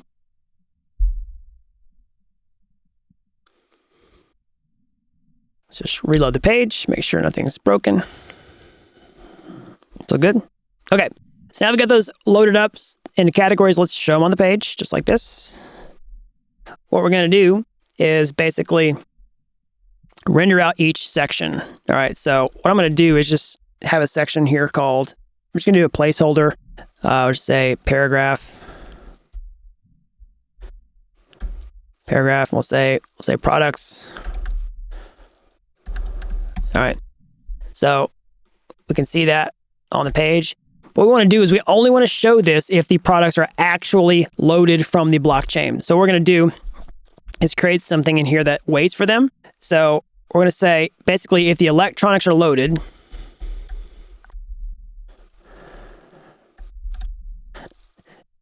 then we want to show this. Well, let's electronics and clothing and toys. Okay. And then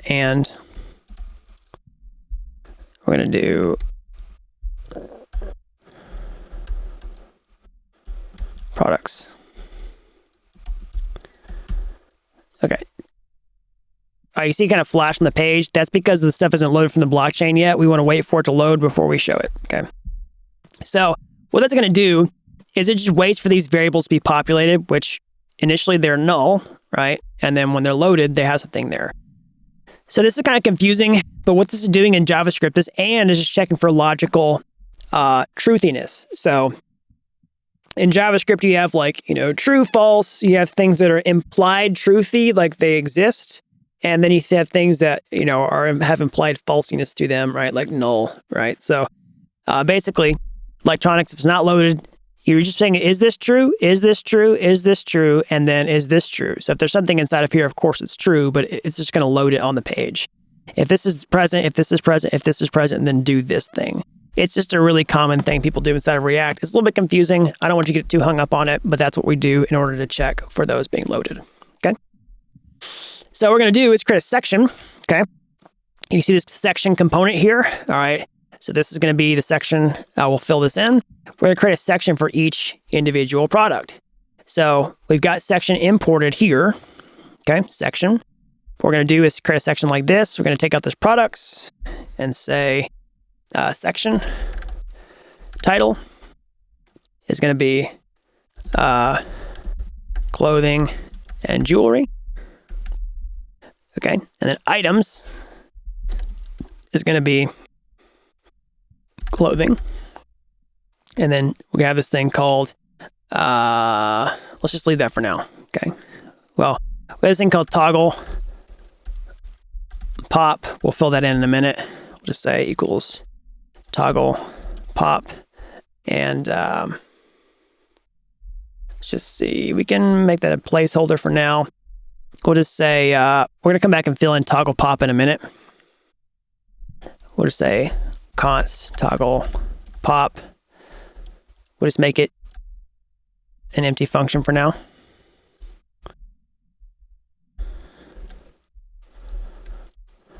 Sorry.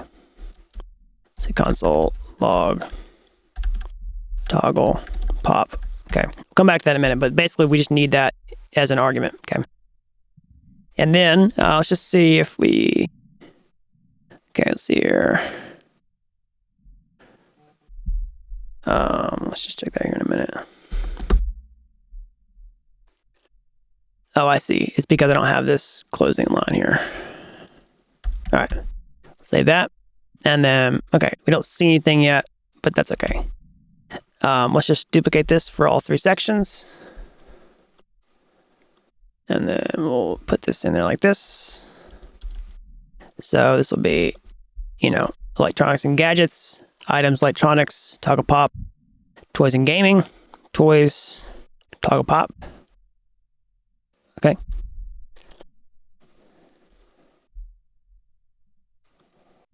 Okay, so inside of this section component, what we're going to do is basically, you know, add a title here. Okay, we're going to have this H3 called ID title, and then we're just going to pass in the title. That's the title that got passed in.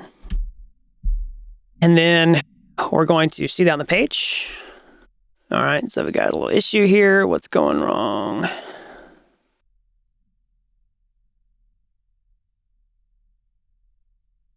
So something doesn't have a closing tag. I see what it is. Okay, so sorry. So back here, what we need to do is take all these and wrap them inside of an empty tag for React. So basically, we're going to do this and then do this.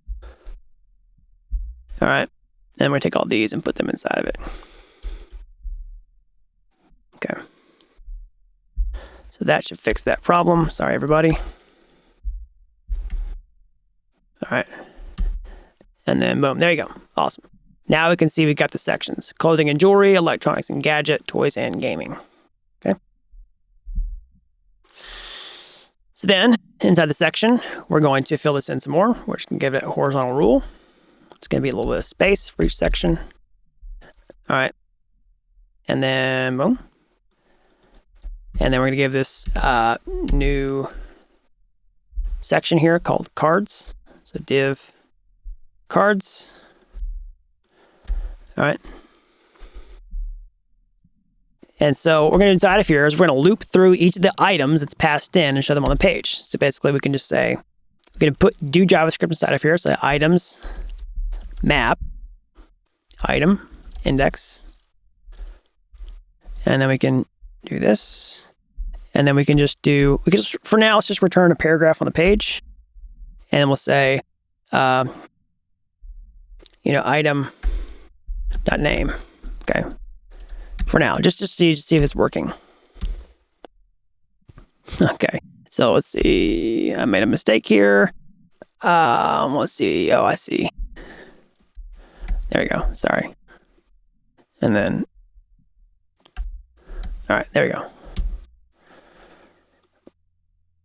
All right. Shoes, sunglasses, watch. Awesome. We see names, and that's the same as the names here. Boom.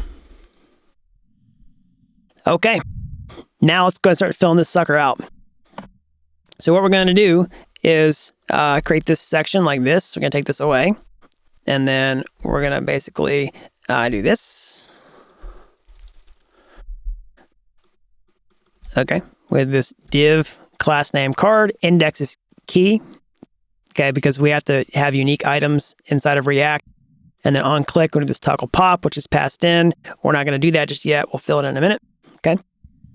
And then we're going to pass in this, which is the image. So we say div class name card underscore image. And this image tag source image. All right. And then we'll give it some details like this. We'll say div class name equals card info. And then H4 is item.name, rating, which we're not, I've imported this in a second. We pass in the item rating. I'll show you that in a second. And then we put in the cost. We format the cost to string like this. Let me show it the ETH. And boom, there you go. That's looking nice. Now, when we click it, it doesn't do anything yet. Okay. You can see, we could just see this toggle pop is coming up. All right, toggle pop, toggle pop.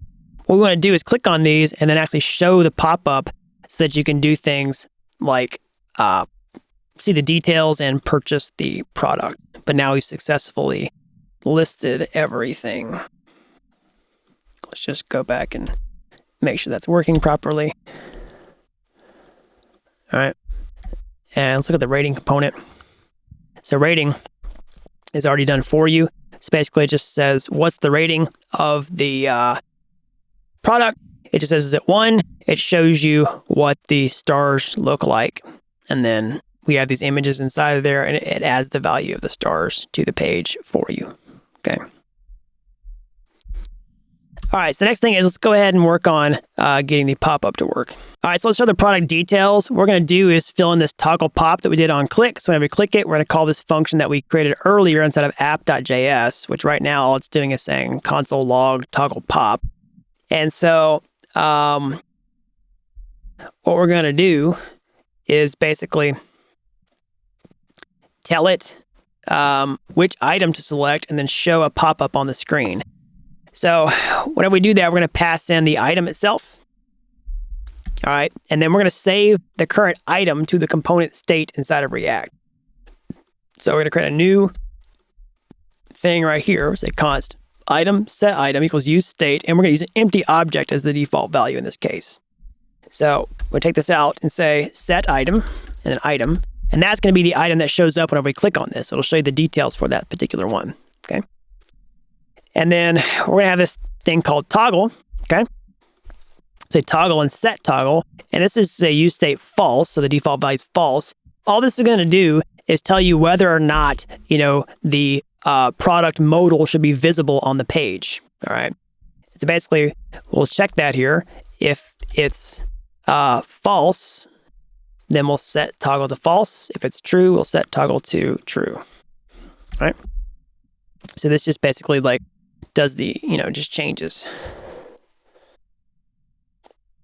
So now let's just click it, and it's not going to do anything yet. All right, I don't think, not going to do anything yet. But now let's create the component that actually does that, okay? So what we're going to do down here is basically check for toggle, say toggle, and we're going to parentheses here, and we're going to show the product component on the page. So we've got this product component here. We're going to put it down here. Oops, we're going to close it. Say item equals item, provider,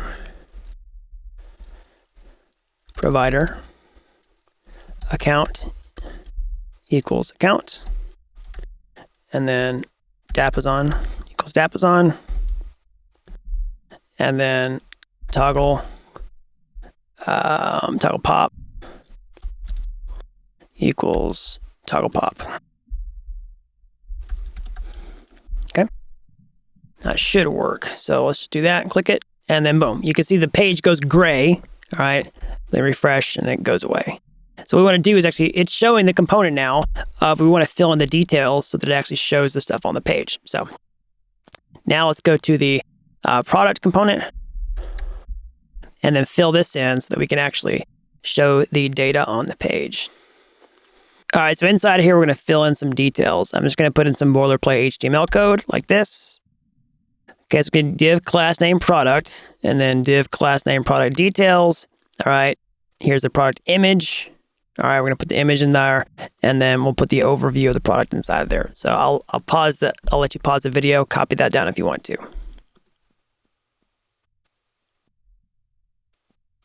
Okay, and then save that, go back to the page, and then, okay, it looks like we got an issue here.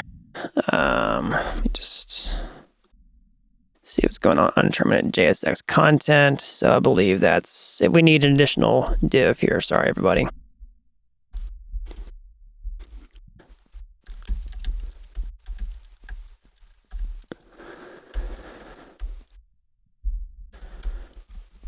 All right. Now that should be the correct solution. Let me just check it. Yeah. Okay. Hold on. Yeah. Okay. Now, if you want to copy that down, that should be the proper boilerplate code. Okay. And if we click that, now we can see there's just a pop-up and it's got shoes there. Okay, again, this is absorbing a lot of the CSS from the index.css file that we have. But let's go and start filling this sucker in. So in the product overview, we're going to have an h1 item.name. All right. We're going to use the rating system. So we got the rating component filled in here. We'll just say rating equals value item.rating. All right. We'll give it a horizontal rule. All right. And then we'll give it the address. Item.address. And then we will give it the cost in Ether. Like this. All right. We'll give it another horizontal rule. And then we'll do the overview. And then we'll give it a paragraph with the item description. This. So we do item.description, and then I put some lorem text in there. This is placeholder text. It's just standard Latin that people use for placeholders on websites and things like that, blogs, magazines. You don't have to put this in there. If you want to grab this lorem text from the Final Code solution, you can. But what I'm going to do is basically just, you can pause and copy all that down if you want to. You can leave this lorem text out if you want to. It doesn't matter. Let's just save that and see what it looks like. Okay. So if I go back to product overview, if I don't refresh, you can see all this stuff starting to fill in. Okay. You don't even have to refresh, but if you do, you can just refresh and then pick up a new product, right? You can see the sunglasses rating 1 ETH, 0.1 ETH overview. Okay. Then we're going to do this, have a new div here. So we'll say div product order, and then that's going to let you actually purchase the product. Okay. We're going to have this, the cost. So H1 Ethers utils, format units, item cost to string Ether, ETH. All right. And then we're going to show you that. Okay.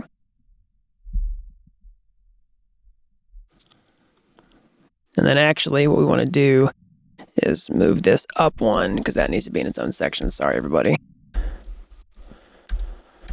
Yeah, that looks better. Yeah, boom, there we go. That looks like our mockup. Okay. And then I'm just gonna toss this in there. We're gonna do this next. This is free delivery. All right, it's in a paragraph tag, and use a break. This is a line break. And we use a strong tag, and we're gonna put in the date. So this basically is just gonna show you the time, okay, for delivery plus a certain amount of time, how long it'll take to get you, and it formats the date just like that. So it's just some JavaScript. You don't have to understand everything inside of there, but that's just formatting the date. So free delivery, Saturday, January 14th, okay, which is like 2 days from the time of recording, 3 or 4 days. It's like 3 days. That's 4 days. So that's delivery time of 4 days. You can calculate this in seconds if you want to, milliseconds for the amount of time you want for your shipping time. Okay. Now, if the item's in stock or not, we're going to show that. So item.stock is greater than 0. In stock, out of stock. So it's in stock, but if it's out of stock, it'll go away. And then we have a button to buy it now. Buy now. We use a buy handler on click. We don't have that yet, but for now we're just going to do const buy handler. Just an empty function for now.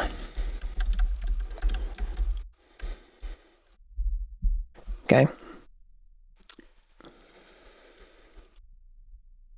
And we'll make this async. Okay. And then I'm going to add this below it. We're going to say ships from Dapp, sold by Dapp. All right. If you want to copy that down, you can.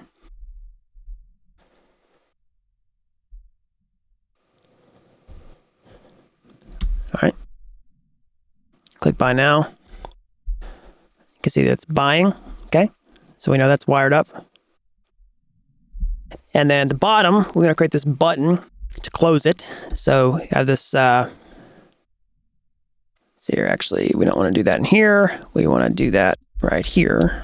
So we only want 2 divs below us. We're going to do this button, on click, toggle pop, class name, product close, image source close, alt close button. So if you want to copy that down, you can. And then if you go here, you can see that we see this X. You can take that X and it'll close away. Okay, if you click anywhere else, it won't do anything, but you gotta click the X. And we know the buy button works. Okay.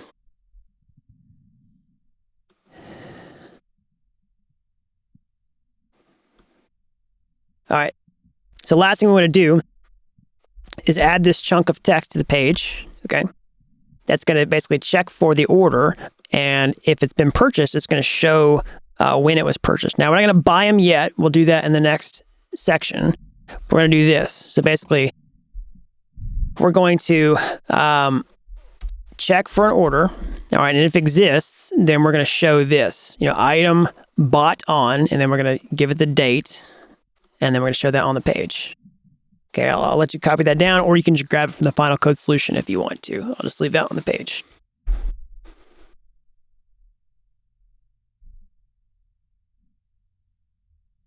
Okay, and so if I go here, so order's not defined. Let's just see here. We can go ahead and create a placeholder for that.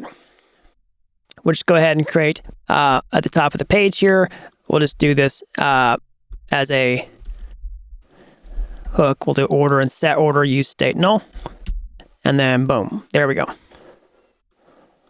right, so now we have come to the final boss on our project here, which lets us actually, which makes us want to buy the item, okay?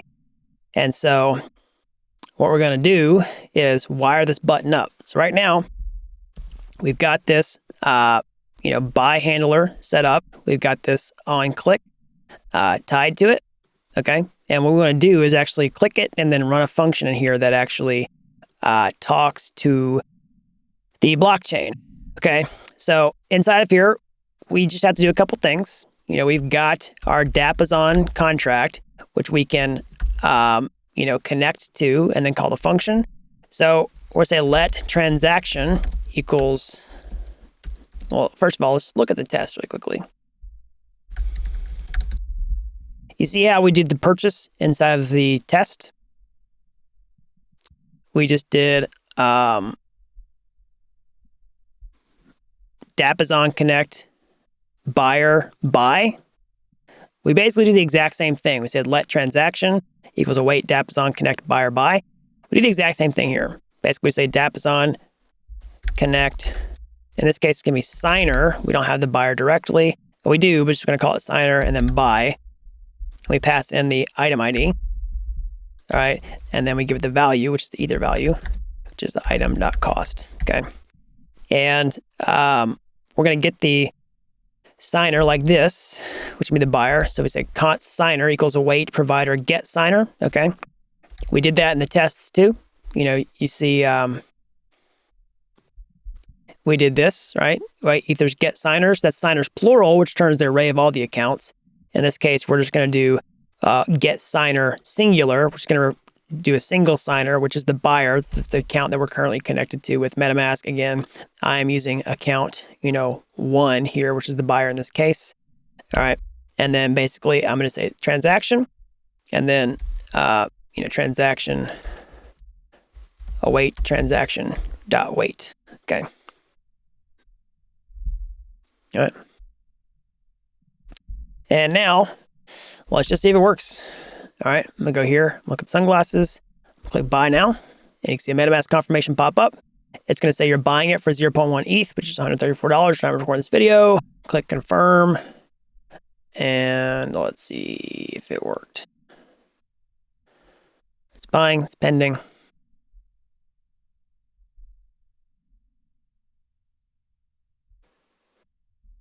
Let's look at our blockchain there. Okay, and it worked. Okay, you can see the buy was successful, all right? And if you refresh the page, go back to sunglasses. Wait, what did we just buy? Yeah, I bought sunglasses. All right, we should see the order there on the page, so let's fix that. And now we need to update the code in order to essentially show this. on the page that shows that it, actually was purchased and like reload in real time. So what we're going to do is create another thing. We need to create this order because if you look in our code, it's looking for the presence of an order, but before it shows this item purchased on. Okay. So basically, we're going to say, we're going to create another use state hook here and do has bought and set has bought. Okay. And then after this, we're going to say set has bought. And we're going to do true. And then here, we're going to create another function, const fetch details, which is going to fetch the details from the blockchain to see, it's basically going to reload all of the information from the order. Okay. So what it's going to do is we're going to use the events from buy. So basically we can fetch the events from the contract like this, events await Amazon query filter buy. That's going to return all the events. And then we can filter through them to look for the order events like this. So say order events filter, just like that, a filter function that we use on the array to look for the categories. We just look for the event args buyer equal to the account, so the ones that we have, and then the item ID to string to see if the purchased one. And if that does not exist, then we're just going to skip this. But if it does, then we're going to get that order like this and set order right here. Okay. So let's say that lets you look at it if you want to. But finally, we need to call this function. So we're going to use effect. All right. Like this. And we're going to do fetch details. Okay. But we're also going to recall this if has bought changes. That's what we do whenever we put something inside the array, has bought. So it's listening for a variable. If has bought changes, then it's going to fetch details again. So it'll automatically do it when the page refreshes. Save that. Let's go to our terminal. Let's go to our page here. Let's just refresh and should see this on the page. Let's just see here. All right, so I see what's wrong here. Basically, whenever I refresh, it's not connected with MetaMask. So let's just refresh again. Let's make sure there's no errors in the console, nothing important. Click connect. Now we have an account, and now we can see the item was bought at this time. Okay, so now we can see that. So if we go to another one, let's just, so it's in. So this is out of stock. So you can see there's no stock, so you can't buy it. But look, shoes is in stock. Let's buy it and watch it happen in real time. Click confirm. And then boom, there you go. Item bought at this time. Okay, so we have just successfully completed our Amazon clone. So you've covered a lot in this tutorial. You've covered how to create the smart contracts, how to put them in a blockchain, introduction to IPFS, introduction to React, Ethers.js, all that type of stuff. There's a ton of stuff that you can do going forward. The best thing to do next would be able to put this project out on the live web, put it out in the blockchain so that other people can use it. But now you've seen how to create this step by step from start to finish. All right, so that's an overview of how to create an Amazon clone on the blockchain with Solidity smart contracts, with the front end with React.js, Ethers.js, all that stuff. You've seen how to write tests, how to write deployment scripts. You've learned so much in this video. So again, I'm super excited to show you this today. I put a ton of time into making this video just for you. And the only thing that I ask in return is that you smash that like button down below for the YouTube algorithm and subscribe to this channel. And if you like what you saw in this video today and you want to really go for the throat and learn real world blockchain skills, land your first blockchain developer job, increase your salary past 100K, I can show you how to do that over at dappuniversity.com/bootcamp. Okay. You really don't have to be an expert to get started today. Help people with zero coding experience become real world blockchain developers in a matter of months. So that's all I've got. And until next time, thanks for watching Dapp University.